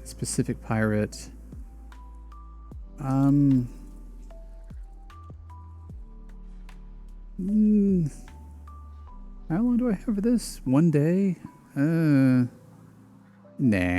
We'll pass on that. But now, if we look at our transactions, I've got 3 separate missions, all for shooting the same people. And so every time I drop one, as long as the missions are from different sources, I'll get kill credit for each one from a single kill. So you can stack the missions that way and make a lot of cash pretty fast. So I went from trying to make $1 million a day to making about $5 million an hour to, if I'm lucky, I can maybe make $50 million an hour. Whoop. Maybe I should have left that on autopilot. Here we go. I was trying to retract my landing gear and actually deployed a landing scoop and then got all discombobulated.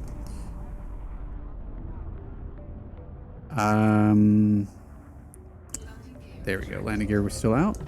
So now we can boost and find our way back to LHS 6128. Pick up the little cleanup for the pirate problem they have there. Oh, wait a minute. That's that VR targeting thing I was talking about before. I accidentally was plotting a route to LHS 221 instead of 6128. So let's align target over there. We're clear of the mass of the space station. And hopefully another quiz inbound.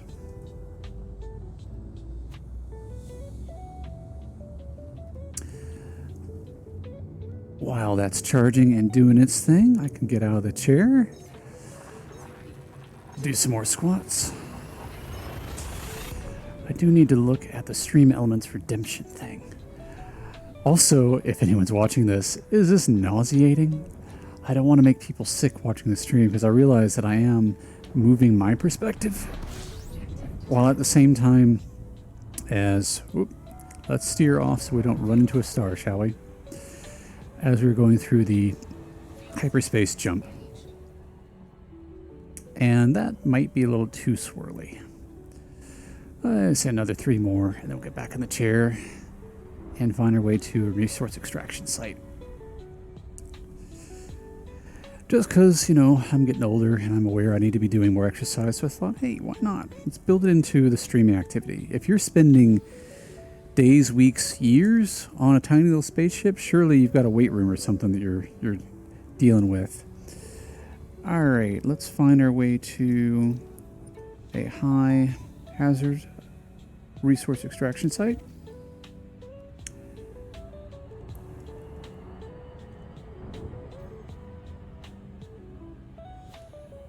There we go. And Sermes says the squats are a gentle sway for the visuals. Fine while staring at the stars.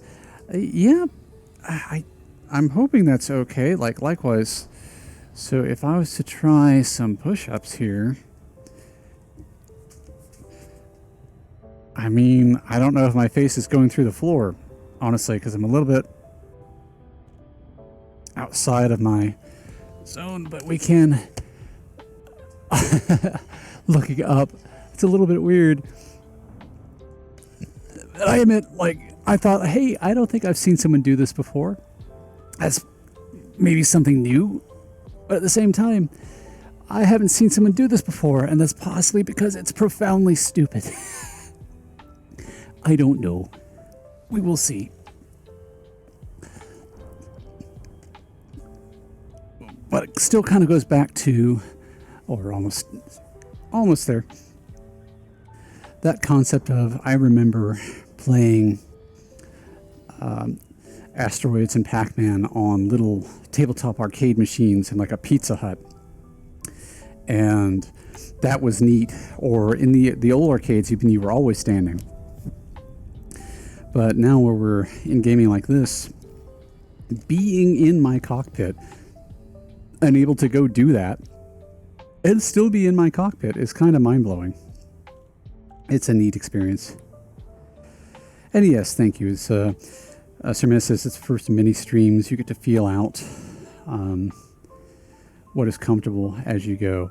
And thank you for the input too, because I'm feeling out what's comfortable for me physically, but also what's comfortable for the viewer. And I won't really know that myself until I step out and watch the VOD.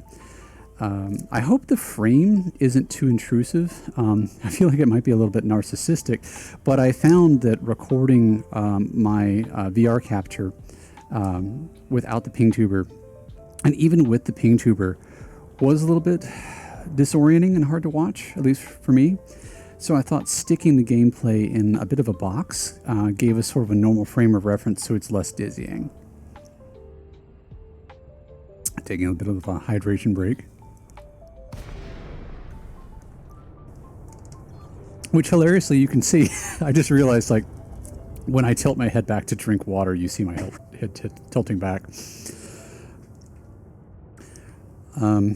I have other ideas for things that I could do to make this stream more immersive, but I'm just kind of trying an incremental rollout of sort of a base minimum viable product, I guess is what we'd say. So we are back in system. Oh, they're leaving. That's fine. They are bad guys, though. I wonder if I can get to them in time. I think they're going to jump out first. Yeah, there they go. But this is a good view where...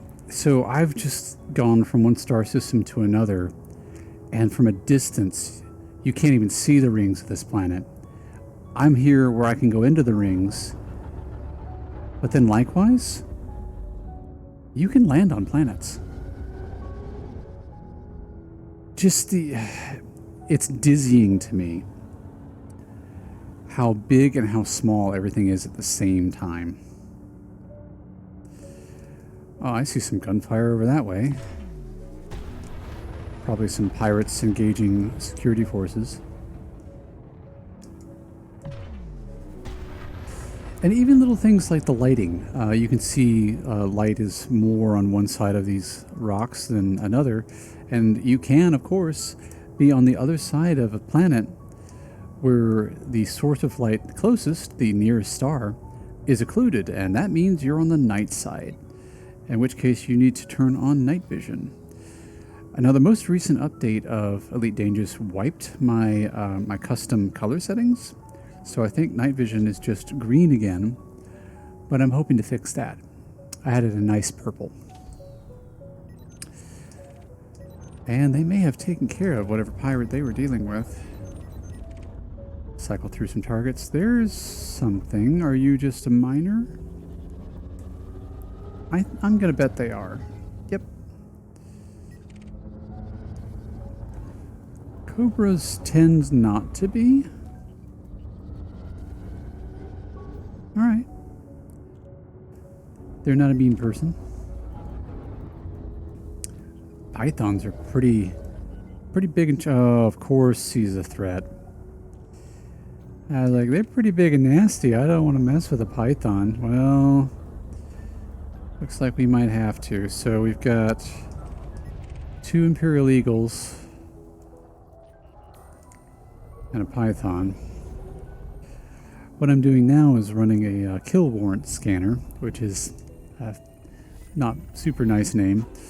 But what I mean is, I can tell immediately the ship has a bounty on it, that they're wanted. But the scanner gets more detail to determine other ways that they may be wanted and other bounties, so you earn more credits if you take them out.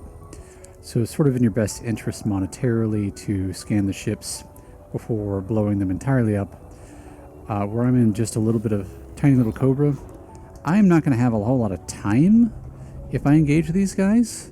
Like, they seem to be paying attention to this mining ship here. And if they engage him, security forces may get on top of these guys, and I may piggyback on that. Because I can take an Eagle. I don't know if I can take 3 ships where one of them is a Python in this little barely engineered... Where are you guys going? Barely engineered Mark V. Oh, they are engaging him. Okay, well, that's not cool. That's definitely not cool. What are you? Oh, that's the other eagle. Where's the python? That's concerning. Okay, there he is. Come on, hold on, buddy. Oh, his shields are out already. This is going to be risky, but okay.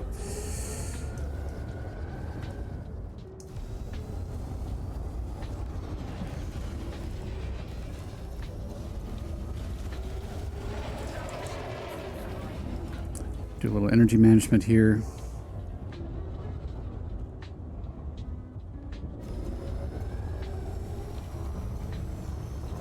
His shields are off. Let's hit him with as much the frag cannon as we can. See if we can get a broadside on him. This is like a shotgun, basically. So where he's wedged like that, only some of the shot will hit. I'm trying to get an angle where I can get more on target.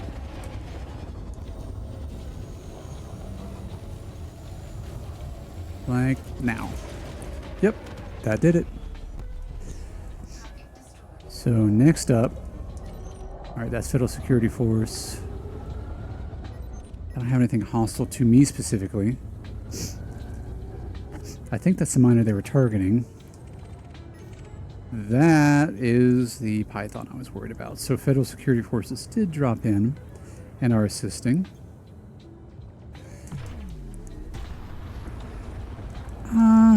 What about the Eagle? Where's the other Eagle? I feel like it might be a little bit... that's Federal Security Force Eagle. Who are you? Just an ASP scout. Oh, you're wanted, but Not messing with me, so that's fine.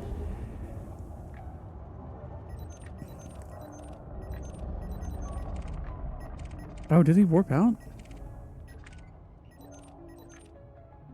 I didn't hear an explosion. Maybe he jumped out. Interesting. Oh, that's alright. I didn't get blown to tiny bits. Let's check out this Federal assault ship. They are wanted and a mission target, so they are of the Golden Dragon's pirates. Out here doing naughty things. Oh no. Amaya says I'm going to be a better pilot than her. That is not going to happen. There is so much here that I do not know. Whoop. I think once you get those sticks out and configured, you will be incredible. It really changes the experience. Being able to track... Ooh, almost tracked a target into a friendly ship there. With a mouse and keyboard takes a lot of skill, but there are things you can do with stick and throttle that I don't know how to do with mouse and keyboard. I'm not saying you can't, but it just makes it so accessible. I think it'll feel really good. And that's really what matters, what feels good to you. Because again, I'm in it for the fun and the immersion, and I know that mouse and keyboard players are technically better if they work at it, but to me, having, like, where I look down, my stick and throttle in real life are positioned where the stick and throttle are in this virtual space. So, this feels right bodily, and it just feels good to have that responsiveness when you're in the ship. So, I mean, it's not even about how good you are or who's better. Like, I mean, who judges who's better? What's the metric for that? Like you say, I probably killed more pirates than you. I don't know how to tell that. I'm a combat rates just master. I think you're master at least. Probably more than that now. I haven't done any CQC yet, is the thing. I haven't been brave enough for that, or I don't really have a very well-engineered ship. I've just been running more or less stock. I've got, I think, double shot on the frag cannons and increased jump range on the engine, but I don't have anything fancy for the shields. I was trying to kind of go around earlier and loot some stuff, but didn't really find what I was looking for in the signal sources, so that might be something I do another day. Ooh, that's what I get for reading chat. He put on the brakes. I ran right into him. That's okay, so his shields are still... Oh, his shields are 100, mine are 44. Mental note. That's fine. That's totally fine. We can deal with that. Where'd you go, buddy? He's not trying to scan me. What's this dance about? Oh, I see. Okay, well... Try to match his boost.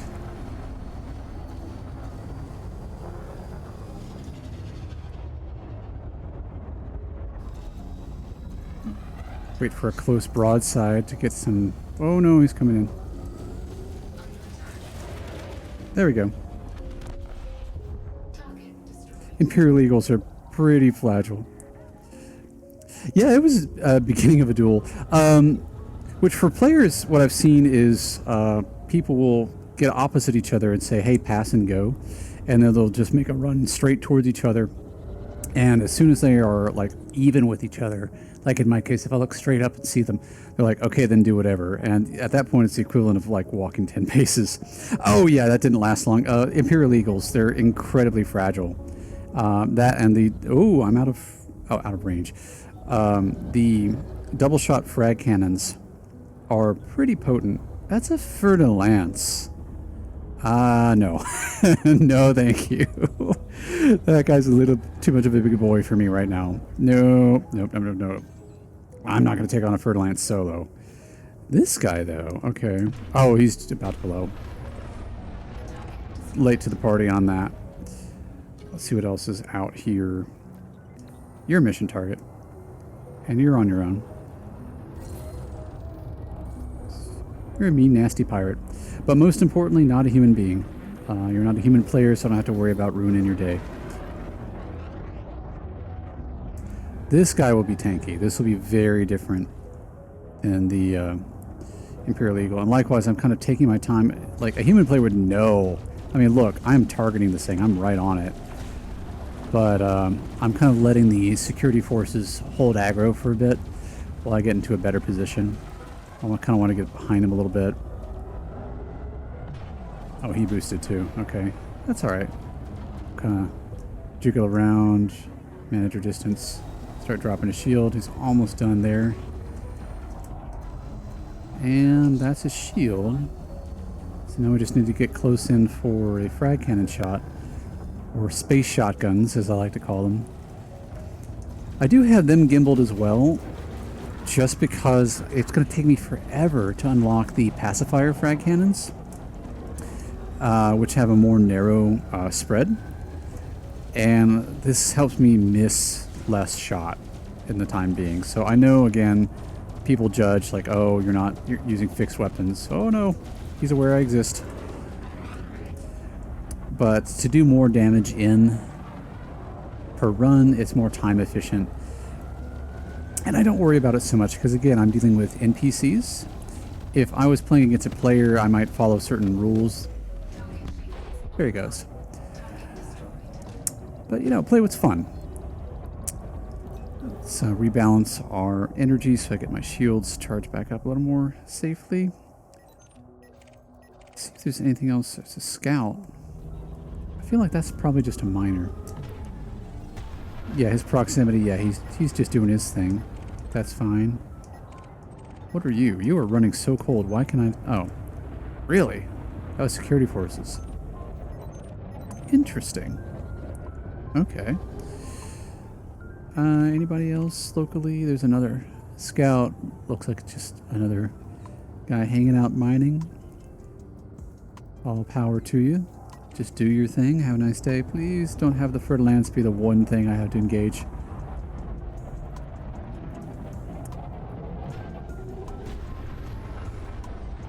And yeah, I'm afraid that might be it.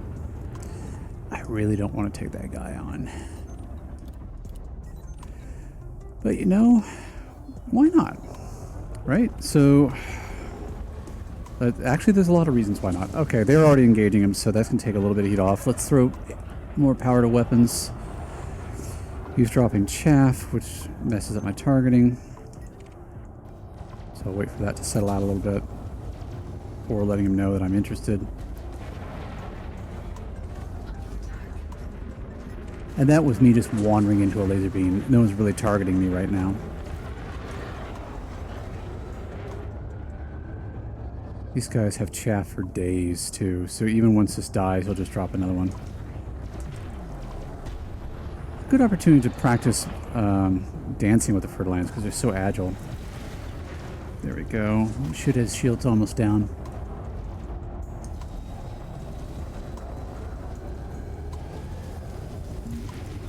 Oh, he must have used a shield, not a booster, I forget what they're called, when you can burn one to get your shields back.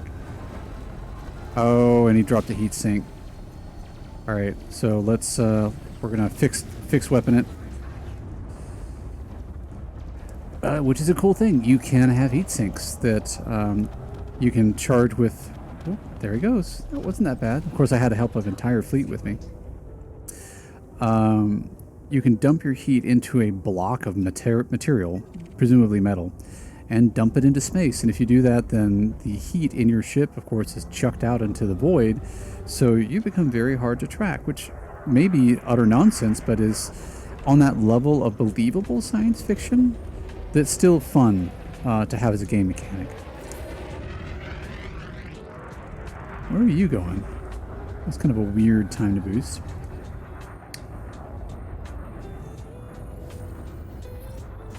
He's in an adder.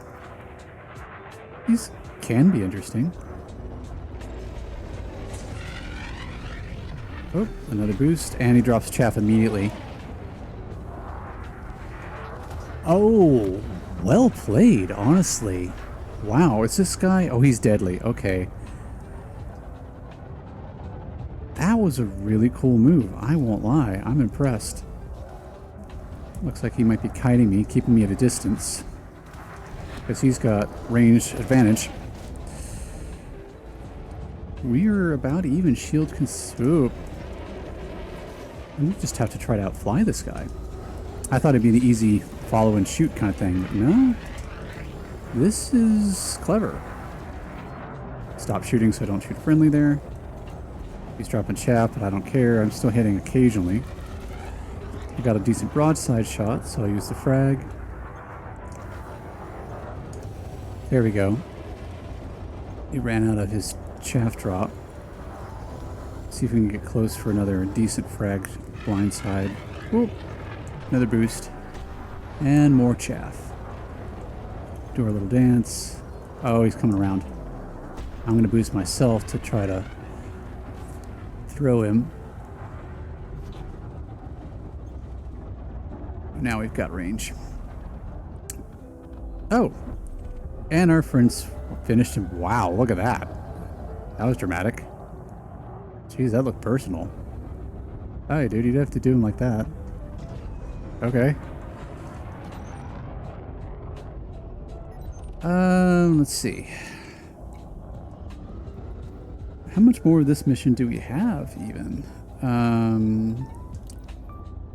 4 more. We have 4 more naughty pirates to deal with before we can go deal with the other missions or just whatever is a thing. Because long term, this ship, you do see module-wise, I have to disable several systems to keep all the guns up, including a shield booster, when I deploy weapons. I would ideally like to be able to keep the shield booster and the cargo hatch on so that I can collect stuff. But that's going to require some upgrades to the power plant and probably the shields so the shields consume less power. Hey, buddies. Whoop. Oh, that was uncomfortable. I was trying to avoid him, but I don't know how well he could avoid me. I have a feeling like these two are going to have a standoff here in a second. What are you? You're one of his entourage, aren't you? Let me go ahead and scan you because I feel like that's going to be a thing. I like the Vulture. It's powerful. It sounds like a semi-truck. But I just like this little Cobra. It's kind of fun.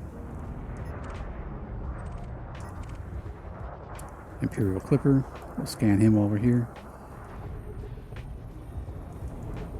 Again, this is why I enjoy the controls. You can really dance with these guys. So am I grinding for a power as well? Yes. I don't really like. I kind of wish I'd make a power choice based off of like in-game lore, but I ended up going with Archer for like 2 reasons. One, he gives a bonus to bounties you collect, and that seems to grow as you get higher up. And I was mostly making money by hunting pirates. And 2, of all the powers, you get the pacifier frag cannon soonest, which at the time was my big interest. Now I'm kind of like, well, I should have gone something that gave me the prismatic shields sooner, because it'll be a long time before I get prismatic shields with Archer.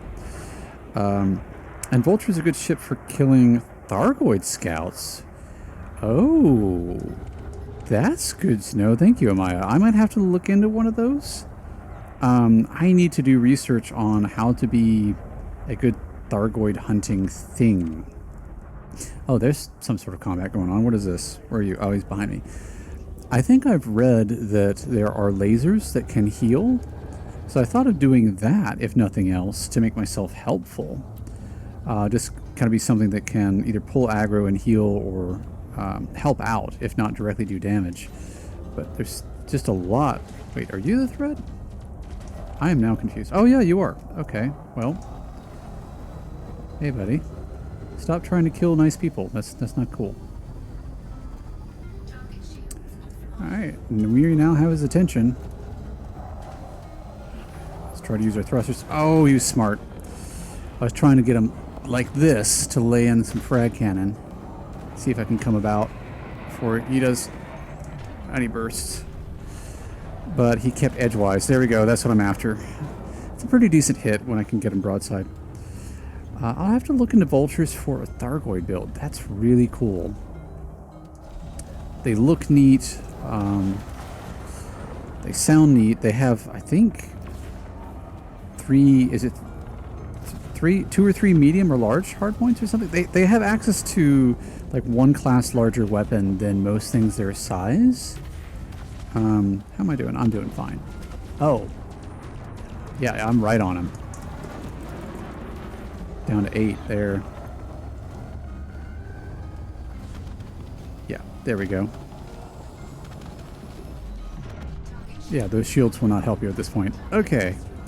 There we go, one down. And sometimes I've noticed with frag cannons, and it may be true of all kinetic munitions, but you can get lucky. And if they have kinetic munitions, you can blow up their ammo. So sometimes I get really early drops on things that I should not be blowing up. I shouldn't be messing with this, but I can't help it. They're being mean to people. I have to stop it.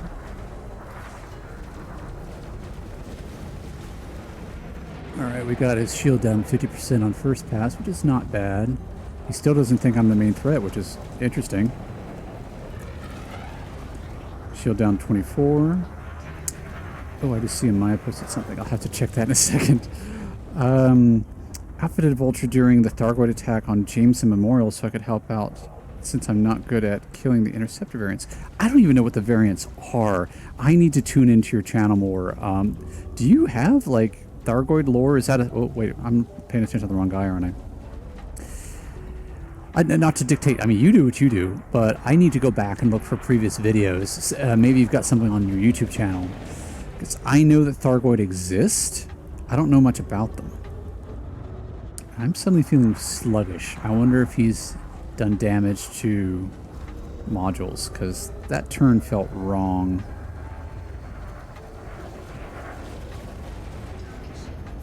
And we just bumped, I think, which is alright. His shields are done. Mine are about done. There we go. Decent broadside. 72%. Get another volley in. Oh, this guy is suicidal. He's like making runs at me.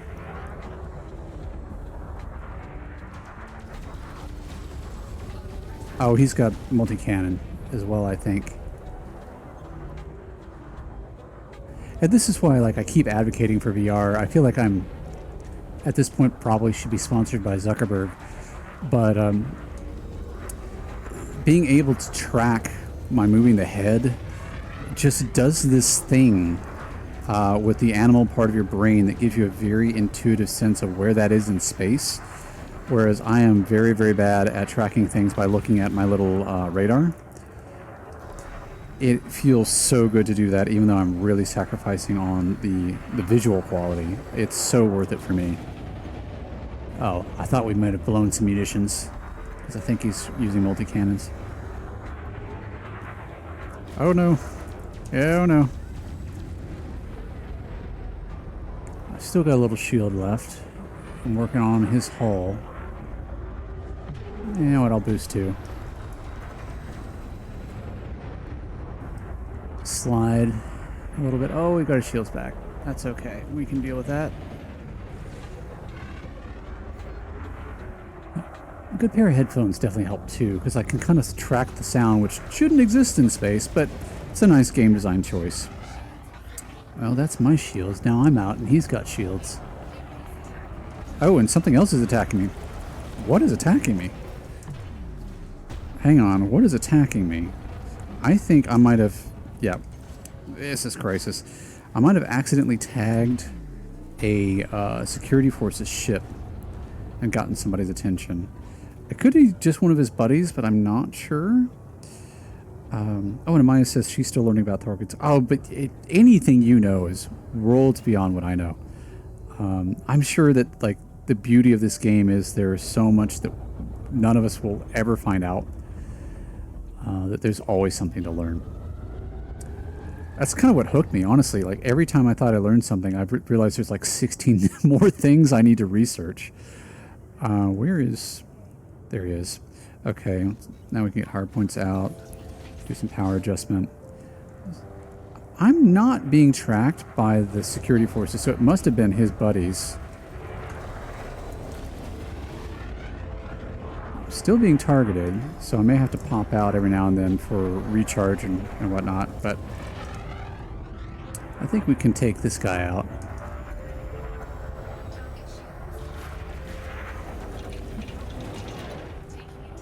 Yeah, that's the multi-cannons.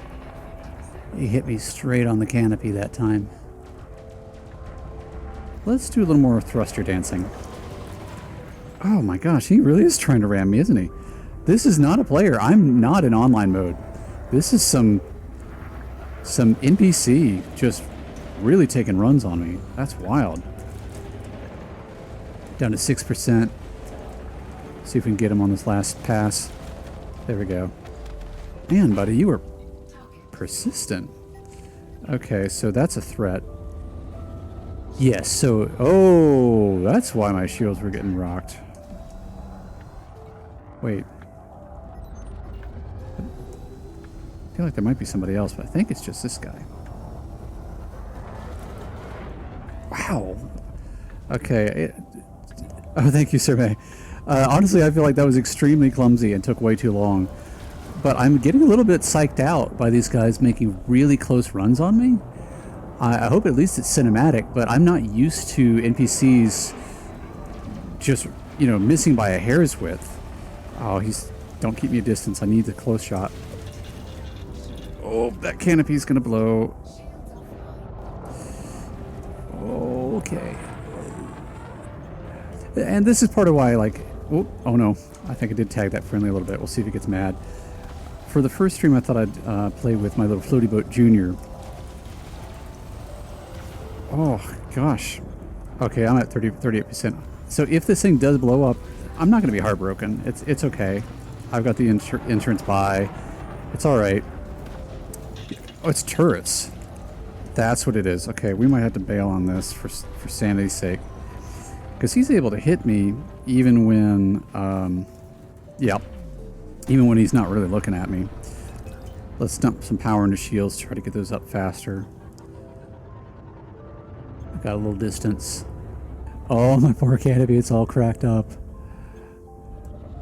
Who are you engaging? Alright, he's no longer thinking I'm the biggest threat, which is good.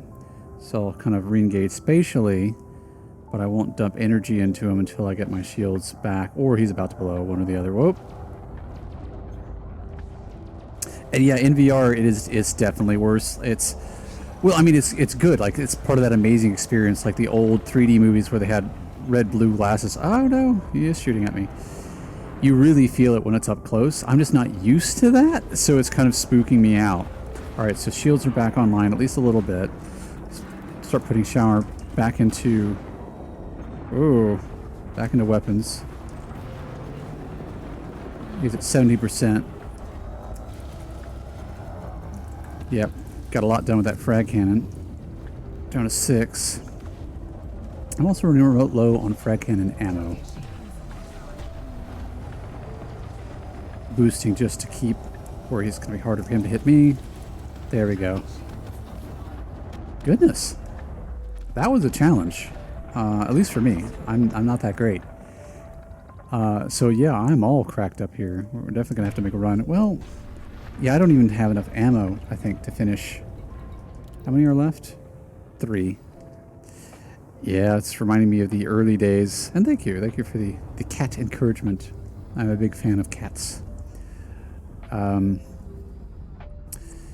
we need to find a different system too. Yeah, so... Wait, am I in reverse? I'll figure that out in just a second. I'll throttle back. Yeah, I'm in reverse. That might have explained a lot. Oops. Yes, definitely retreat on the high note. That is the plan. Which, I mean... 33% is not great.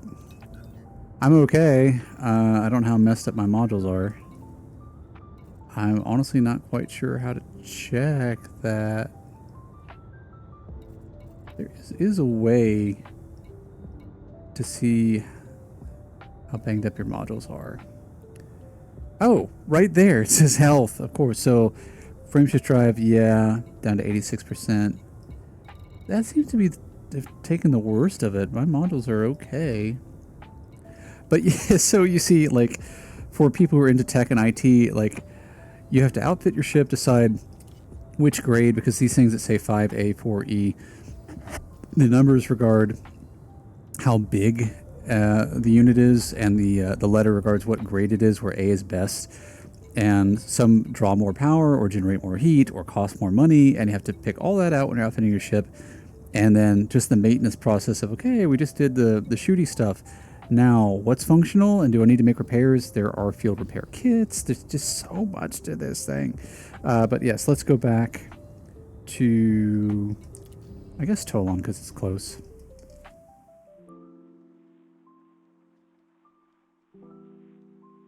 And you know what?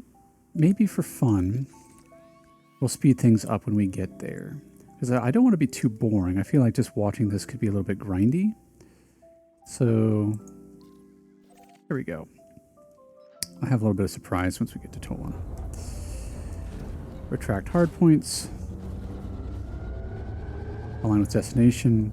I don't know if these cracks in the canopy are coming through with the low resolution I've got there, but that is scary too. Like in VR, like I can reach out and touch the cracks on the glass that separate me from absolute vacuum. It adds a level of stress that's very fun. So let's go back to getting a little more exercise in. I think I've got throttle up. Do I throttle up? Yeah. Do some push-ups here.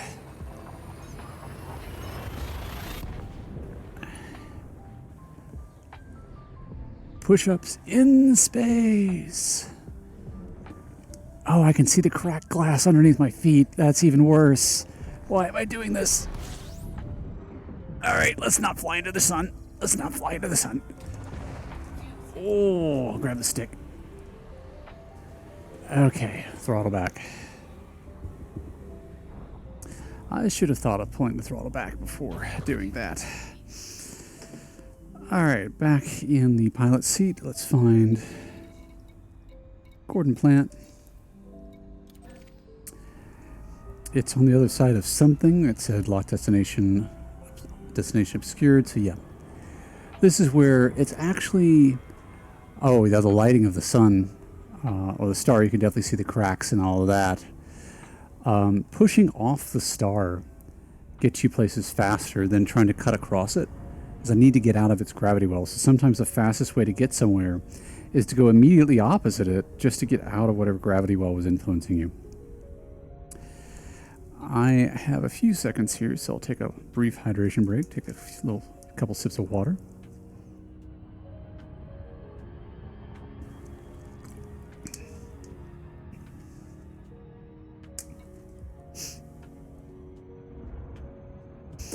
And just to put it out there, again, I'm listening to Heel Girl music on Spotify because, one, they were kind enough to give me permission, and two, I got an email this morning. I didn't really have a plan to stream, but I got an email from Spotify saying, hey, sign up now, and we'll give you 4 free months. I think it's 4 free months of Spotify Premium. So for no cost, for the next 4 months, I get to listen to, and we get to listen to Spotify music for free without ads. I mean, I'll take that. So for anyone who has never tried Spotify Premium, might be a good thing to look into. I don't know if it's by email invitation only or just something they're doing for a limited time, but ordinarily they give you, I think, 1 month free, sometimes only a week free, but typically 1 month free. But there's no commitment either. It's not like I get the first 4 months free and then I'm obliged to pay for the rest of the year. I can cancel at the end of the 4 months and then there's no fee. So if you like music or even podcasts, I found Spotify weirdly not for the music like most people do, but because there were several great independent podcasts and people who play tabletop RPGs and then stream that, they were doing that on Spotify, which I thought was really cool.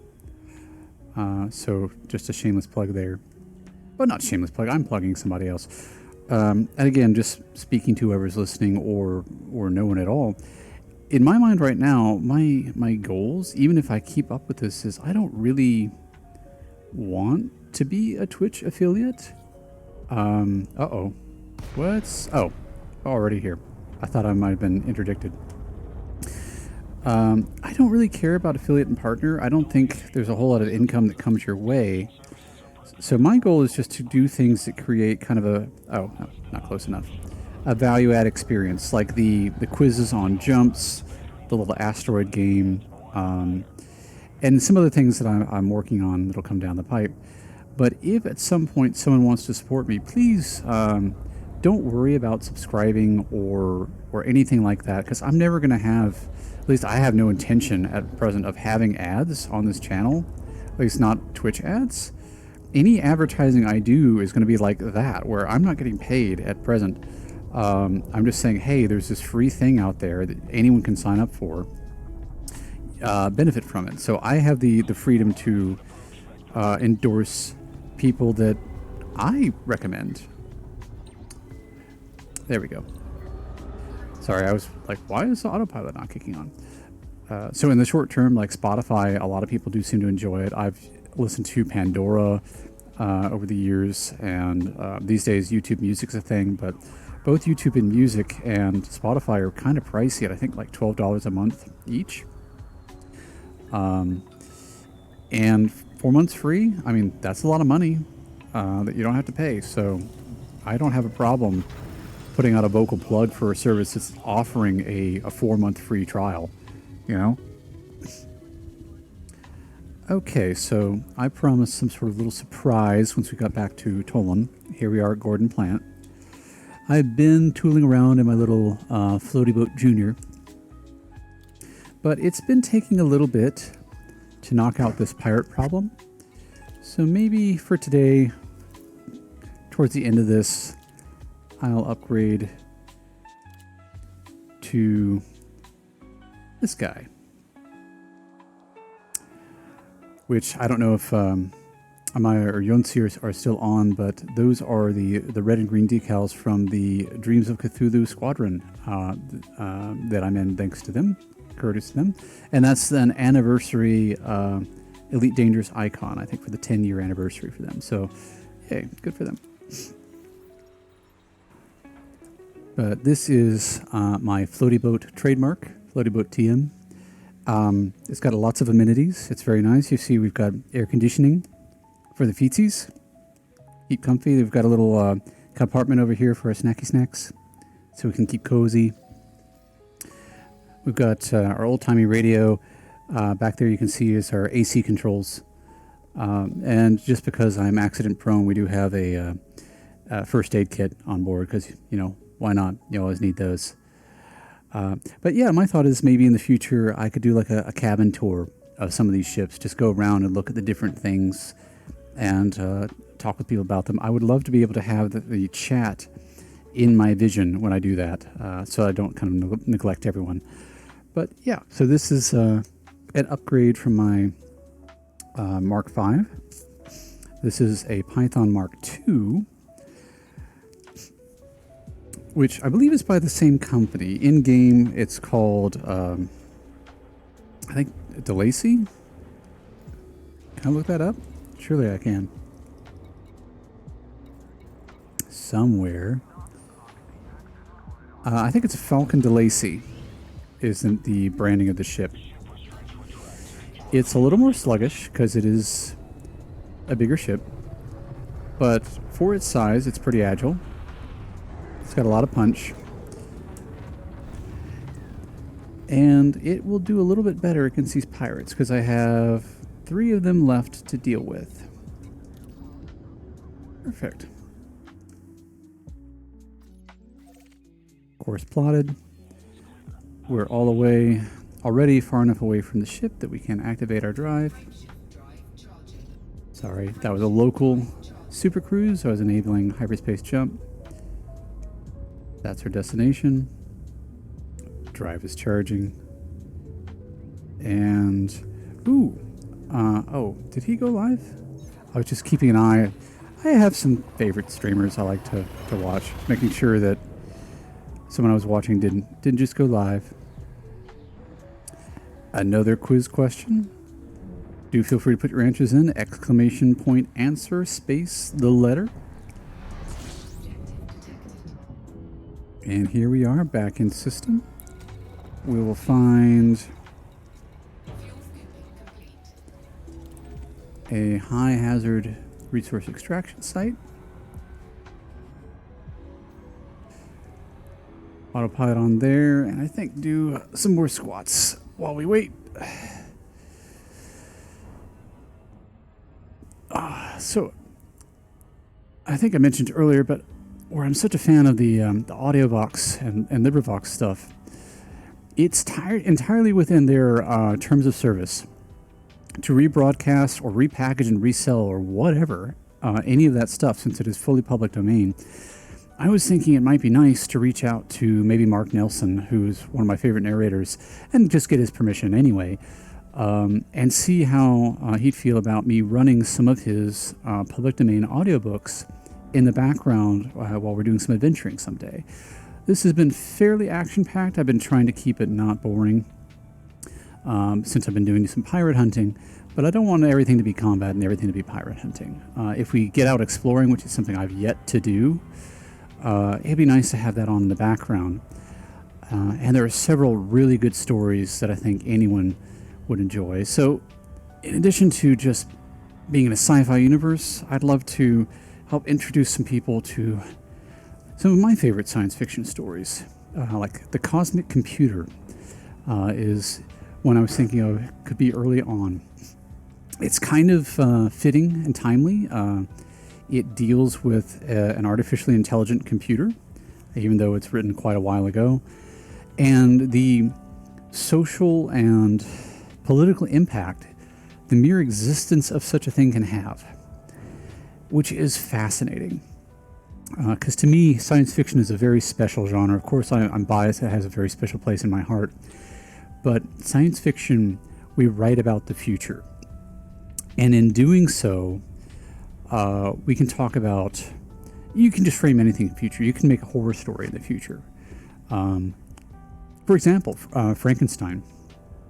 That was probably a not too distant future thing in Mary Shelley's day, but it was still distant, and it was a cautionary tale. So it can be a warning. It can be a place to set a horror story.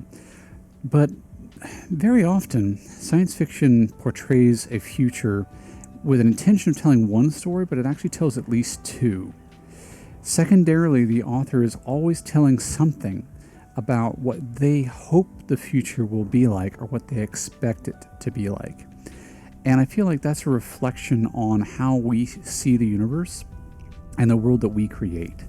So it's a fascinating introspective genre where it's not just looking at here's history how it has been, or history through our modern lens.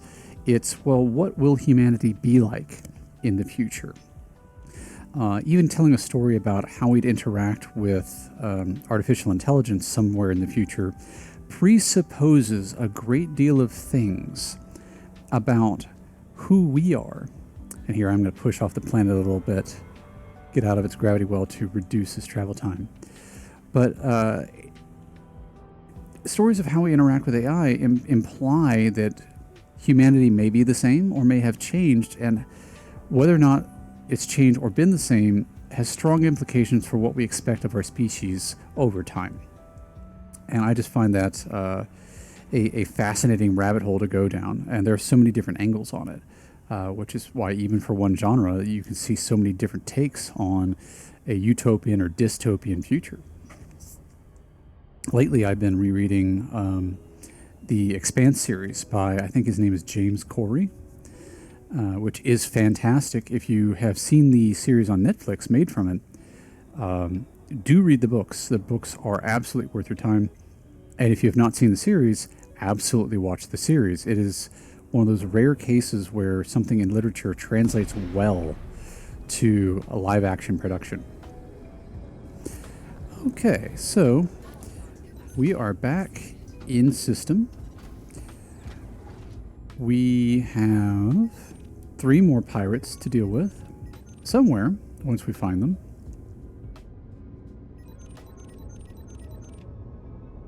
And then we'll be finished with our mission, and we'll check the stream duration and maybe wrapped up for the day, because oh my gosh, I've been going 2.5 hours. And this was again just intended to be kind of a tech demo, and I'm really grateful for those who have stopped in. It's made it very pleasant.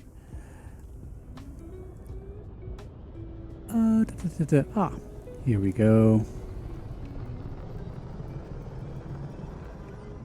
Yes, you're a mean, nasty pirate. You're a mean, nasty pirate. So compared to our little floaty boat, Junior, let's see what floaty boat TM can do.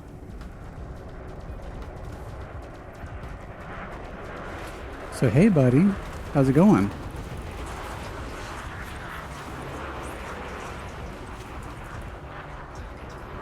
Down to 4 hull, and he's done. Yep. Floaty boat TM can delete people. What's going on here? What are you doing? Yeah, you're not cool. That's not cool. You're done. Oh, I didn't reload my frag cannons, so I only got half the volley.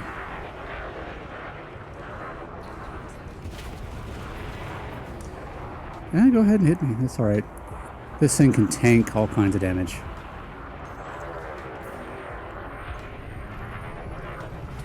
I didn't finish scanning him anyway. That's another boom. It's something. What's going on here? Ah. This must be the last guy. Because there was a trio.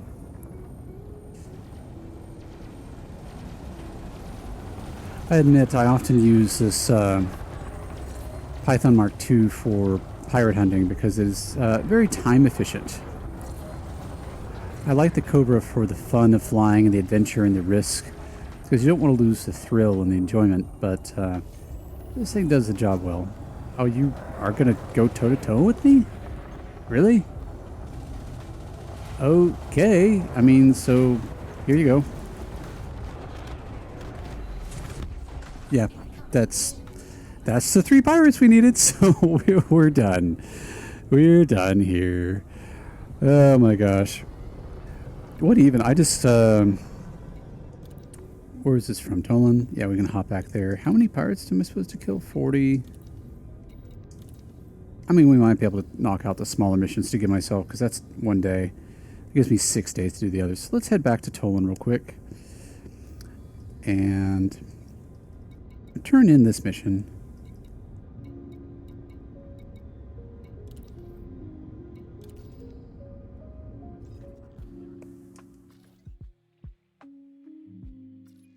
There's a route, which again, this is mind-boggling. There's Vega. I mean, we hear about Vega in, if you are familiar with Isaac Asimov's Foundation. They talk about Vega as a system that had been colonized and is a great source of tobacco and agricultural crops. So that's Vega right there. And Terminus was supposed to be out on the edge of the galaxy, right? So that's pretty distant. You can imagine getting a shipment from Vega there. But this is kind of a picture of habitable space. Not habitable, but habited, I suppose I should say. Where this is where people are right now. And then there's just everything else. All of that. It's just mind-blowing to me. Oh, not that anyone's listening. I don't know. I'm just in the habit of it. I used to stream a little bit for a very different game. Mostly Ghost of Tsushima a long time ago, just to prove that anyone could. But if anyone's listening, I also recommend a channel that just went live on Twitch called Astronomy Arcade. There's some nice people who are, in fact, scientists, and they will do astronomy-based Twitch streams based on live observations of the stars. But they also have a group that plays D&D in space, which is adorable. Just another group of nice folks who are worth tuning into if you're looking for some entertainment and education, for that matter. Oh, sorry. Still have my weapon systems out. And also my frameshift drive, you'll see it recharging because I have that turned off. I can't, I don't have enough juice to keep that powered when my weapons are out, so have to turn that off. But here we go. We have another quiz coming up as we make our way back to Toland to turn in this mission. I wonder if it'll let me pop out of the ship visually during this. I don't think it will. I was trying to get an external camera view. Maybe I have to do that before initiating the jump. That's okay. But let's go back to Gordon Plant.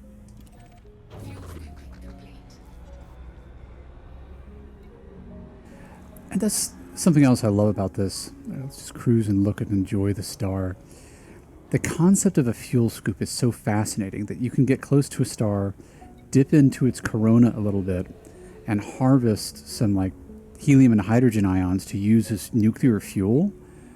Again, it's probably nonsense, but I love the feel of that from a sci-fi perspective. It feels good. I am a Star Wars and a Star Trek fan, but I have to say Star Wars gets some stuff that's a little more metaphysical. I love that instead of saying midichlorians, we can say, oh, we're fuel scooping a star. So we're near Gordon Plant. This would be where we could play an audiobook, or I could be forced to exercise, or in this case, I'm going to take a drink. A little bit of hydration here.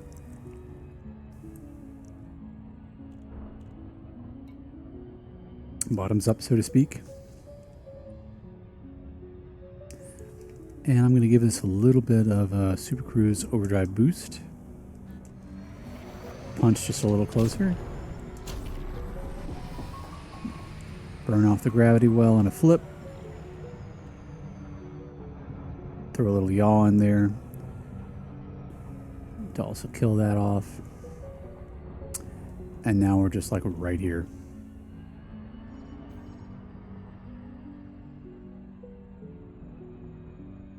We can see as we're coming in, there is a ringed planet here, and you can definitely make out the shadow of the planet in the rings. You can be in those rings. You just will have a hard time seeing anything without your night vision on. There are ship's lights you can turn on as well. I think that's more of an artsy kind of thing. And we can sort of see some dots moving around with some haze. Those are drives from other ships in the system. I'm trying to highlight some with targeting as we go. It looks like that guy is trying to interdict that guy.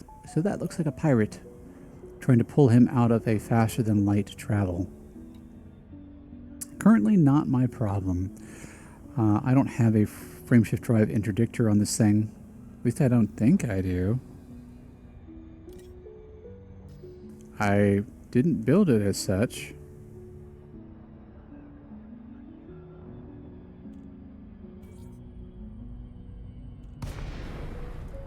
Yeah, I don't think I do. Do a little boost to get closer. Request docking. Boost our way in. And I don't think I have auto docking on this ship because I enjoy flying it just so much. I think I turned or removed the drive altogether. Advertisements, even in the future. But not on my stream. Not from Twitch. Alright, so we're looking for landing pad 3, which is right here. Landing gear down. Swoop on in. Boop. There we go. Refuel, rearm. turn in the mission.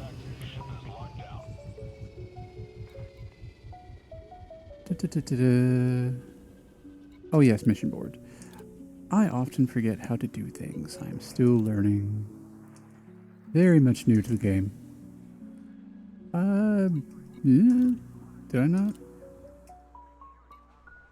Oh yes, so you can choose your rewards. You can get just all the credits. You can get the credit and build reputation with the faction that awarded it. Or sometimes they'll offer you rare things in combination with credits. So I can take just 12 million in exchange for getting adaptive encryptors captured. I don't even know what those are. I'll just take the money, thanks. There we go. And before we leave, one of my long-term goals is I've already bought, but I'm still working on outfitting this guy, which I'm calling Floaty Boat Senior. My goal is to make this sort of an offline pirate farming ship where I don't have to pay too close attention. I can just tell the turrets to just go, and then it could be like a just chatting ship. So I could hang out and talk to people and not really have to manage much. But it's still a little bit vulnerable right now. Likewise, where it has a multi-crew with 3 seats, it'd be awesome to have guests there. I do have a seat here, but I think just the 2. Just me in that seat, so not as many friends. Let's go ahead and launch, and likewise, let's pick Nanamon as our destination.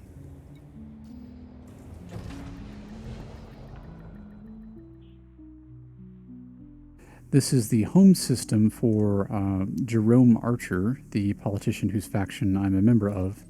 So it's a very safe space for me to be in. They're not going to shoot at me for being there. Which I haven't had happen yet. I haven't been shot at a system for being part of some other faction. But even still. Also for bounties. You get bonuses for bounties collected in his system. Sorry for the bump. It feels very different moving from one ship to the other. And that's not a complaint. It should. This thing is massive. Let's see if I can get an exterior shot now. Yeah, I mean, this thing is like what, 2-3 times as wide as the Mark IV? I mean, look at that. The cockpit and the pilot seat compared to the other. Let's get a little rotation going there just for the artsiness of it. Yeah, I'm so small in this thing. That's massive. I really wish we could, getting myself back in some lighting here, get up in cockpit and wander around the rest of the ship. I mean, I can literally get up in my space because I'm in VR and go explore here, but I want to go through that door. I would love to be able to find like your resting quarters or your galley. Make some coffee. Or, in my case, chocolate oat milk. But yes, Nanamon. Sorry, I was just yapping about the ships, because, again, the ship design is so fascinating in this. They do a really good job, in my opinion. Another quiz incoming. Here we go. Which planet is described as the ringed gas giant? I mean, I assume that's in our own solar system. It's not showing me the options because I'm only seeing something in chat, but those will be on screen, A, B, C, or D. Uh-oh, incoming mission critical message. Oh, we have to find the pirates the old-fashioned way, it says. That's not a problem.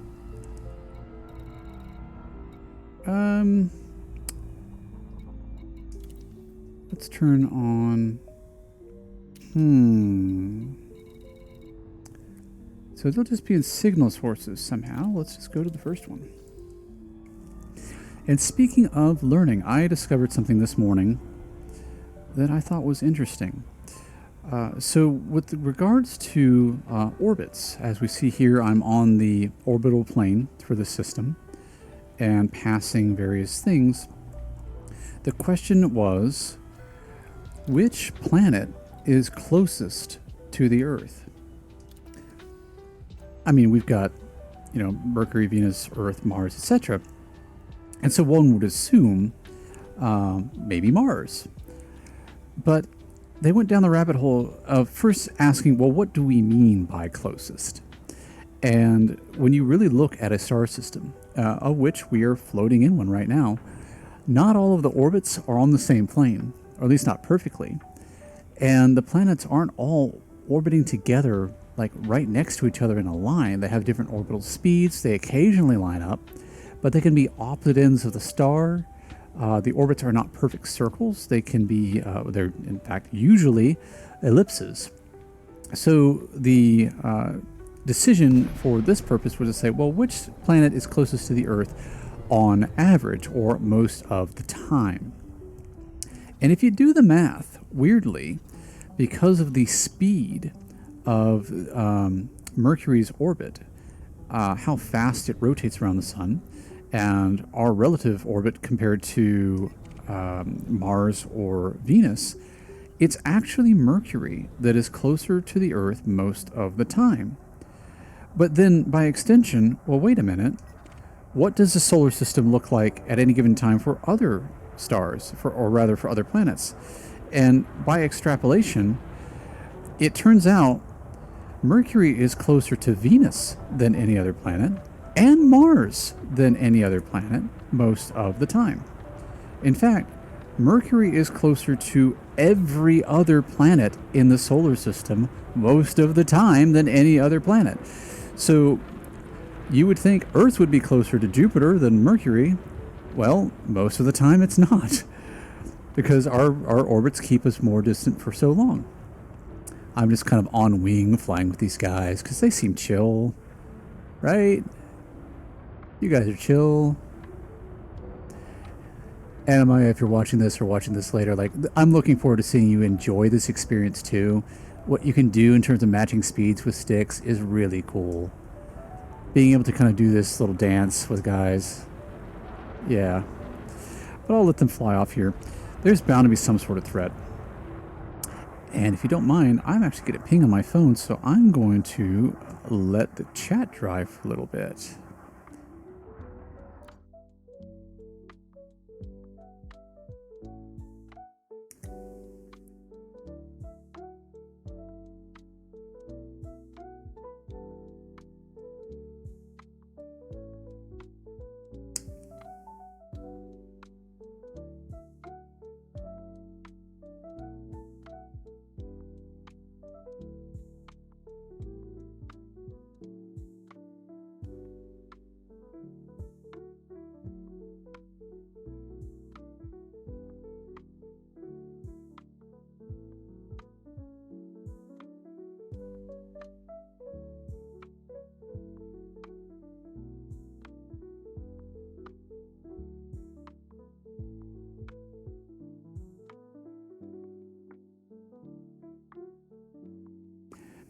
And I'm back.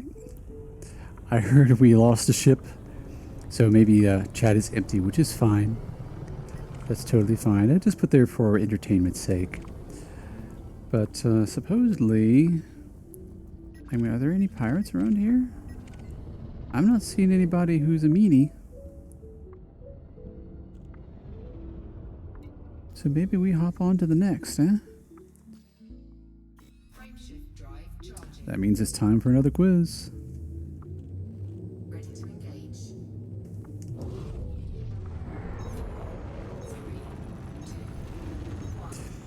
1. I'll have to see how obvious this is watching this back later, but when I look down like this, I'm actually looking down the and out the bridge of the gap in the nose for the quest to read my phone. It probably is a weird angle, like I'm staring at the display over there, but it helps. So I'm in the correct system. There are no ringed planets to mess with. I'm supposed to just find these guys. I think hopping to signal sources is kind of the way to do that. Unidentified signal source. High-grade emissions. I don't know what that means. Threat level 0. Maybe it's got some good stuff I can pick up. So I am needing some things to upgrade shields and power plant. I wish I had my kneeboard. I have this nice little panel that can float in front of my controls here, and between me and the radar, that shows me like my to-do list for the day, and it shows the Twitch chat. It was just a little bit much, a little too much strain to try to get all of that computed and rendered. So I was like, well, maybe I can get by with reading chat off my phone for now. I'll have to learn. I have this small space of about probably 1.5 centimeters that I can look through of my prescription lenses that see through that gap at the nose. But it's making do just fine. And we're almost to this signal source.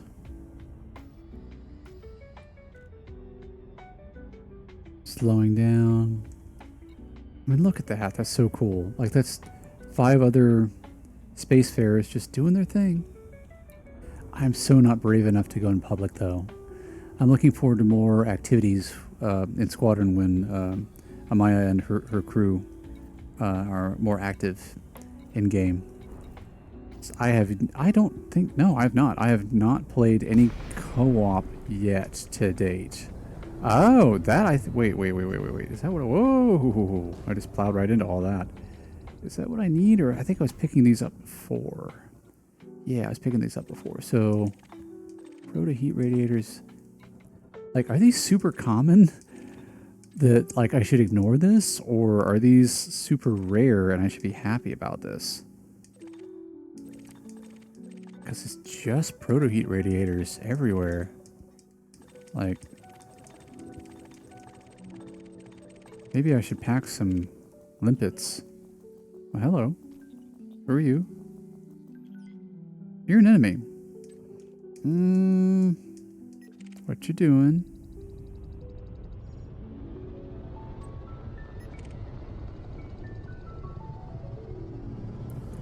I mean, it's a Type 9 Heavy. Diamondback Scout. Diamondback Scout.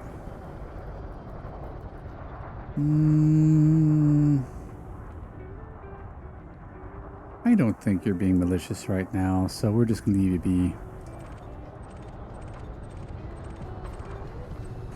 And we were kind of focused on the pirate thing, so despite having all those... I may hate myself for this later. Despite all these proto-heat radiator things, weight is what? Did you see that?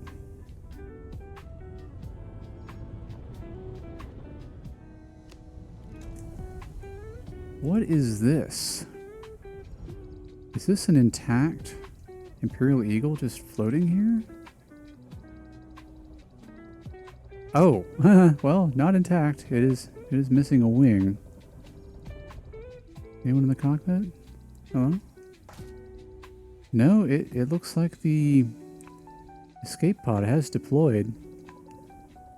It just kind of caught my eye. I was like, that doesn't look normal. Oh, yeah, it's gutted. Okay. Okay. Fair enough. Just thought I'd check. We'll hop on out and check our next little location. And... might... You know... yeah, we'll check another location too. I might kind of quit around the 3-hour mark, because that's been a while. I haven't streamed in ages. I'm new to this. I am still acclimating, and I need to look back, and I don't want to have like a 6-hour stream of people who can't hear me or absolute mess. I kind of need to review the data, so to speak. Where am my signal source? Oh, it didn't register. Okay, right over here. Convoy dispersal pattern. All right. Does show my age. Immediately I think of that movie with, oh,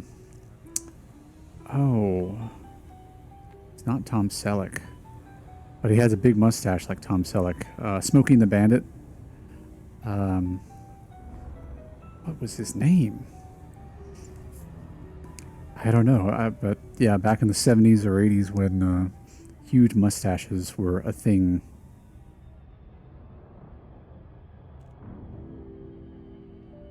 We'll do a stretch. This will probably look really funny in VR. But yeah, that's another thing. If I have a stretch redemption, you will be able to tell when I do it or if I don't. I have a extended battery on this Quest 2. So the whole rig is a bit massive, being honest, but the extended battery pack sort of acts as a cantilever and a balance point on the back. So it's not too much strain, but it's still important to swivel and rotate the neck so you don't develop pain. Gotta keep moving, right? I'm all ratted, just kind of looking around the cockpit. It is a much bigger bird, so to speak. Oh, there it is, yes. Clearly labeled right there. DeLacy. I think it's Falcon DeLacy, hence the bird in the logo. All right. We'll see what this drops us into. Good speed. Distance drops out in about 3, 2, 1. There we go. Oh, looks like a convoy to me. Friendly faction. They aren't pirates. They aren't pirates. What's this?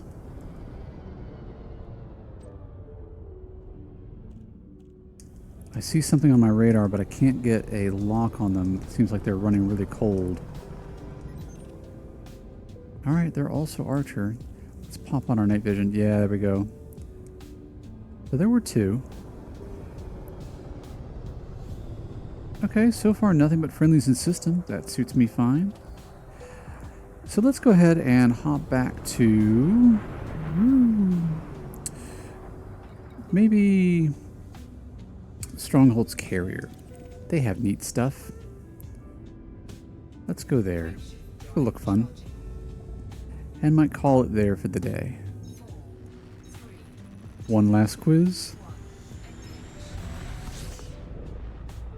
It's been a fun adventure. Thank you. I definitely want to give a shout out to Amaya Kiku, who stopped by. A big Elite Dangerous inspiration. Yunsi, who is the quiet partner. You don't want to anger her in FPS land from what I've seen. She is quite a straight shooter. And Sir Meh, who is absolutely someone I look up to in all ways, who's also a streamer, and I think is currently doing a Bloodborne run. But also runs sort of a mellow stream, which is something that I'm just normally gravitate to. So definitely check them out, and thank you all of you for being here. I do appreciate it. I was thinking I wouldn't have anyone to talk to for like a year streaming, so it was really nice for y'all to stop in. I don't know if I'll have a schedule for this or how frequently I'll do it. I definitely kind of want to prioritize my enjoyment of other people's streams. Oop, gravity well. Did I have... Oh, I didn't have assist turned on. That's my mistake. I was trying to do just chatting while also not piloting. But yeah, I want to keep track of the people who are streaming and not miss their streams for the sake of doing my own. Because honestly, I am not a brilliant scientist. I am not a learned person. And I'm certainly not a proficient gamer. So I think time and effort are best spent elsewhere. But it's still fun to hop online and share the gameplay and share the enthusiasm for sciences, both true and fictional. We're going to come in a little bit hot on this run, but that's okay. Just a smidge. There we go. So yeah, thanks again.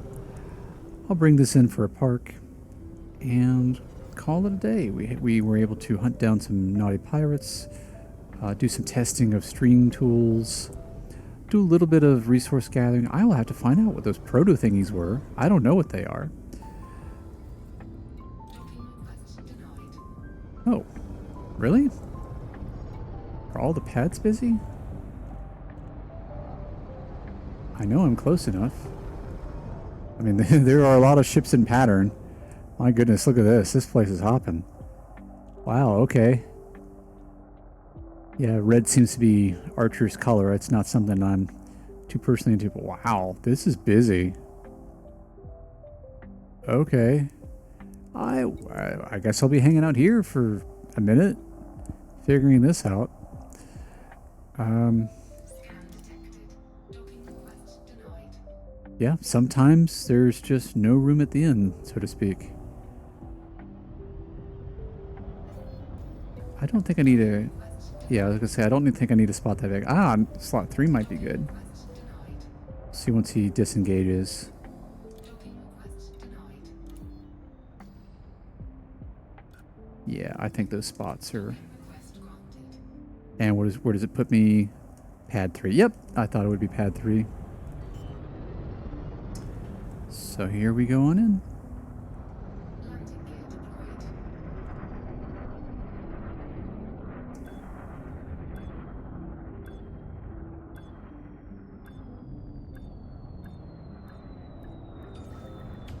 There we go. Engines disengaged. So thanks again, everyone who showed up. I really appreciate it. I look forward to your streams. And here we are, docked just out in the void. I hope you enjoyed the quizzes. Do let me know if there's anything I can do to improve the experience to make it more fun and educational. And I look forward to picking this up next time.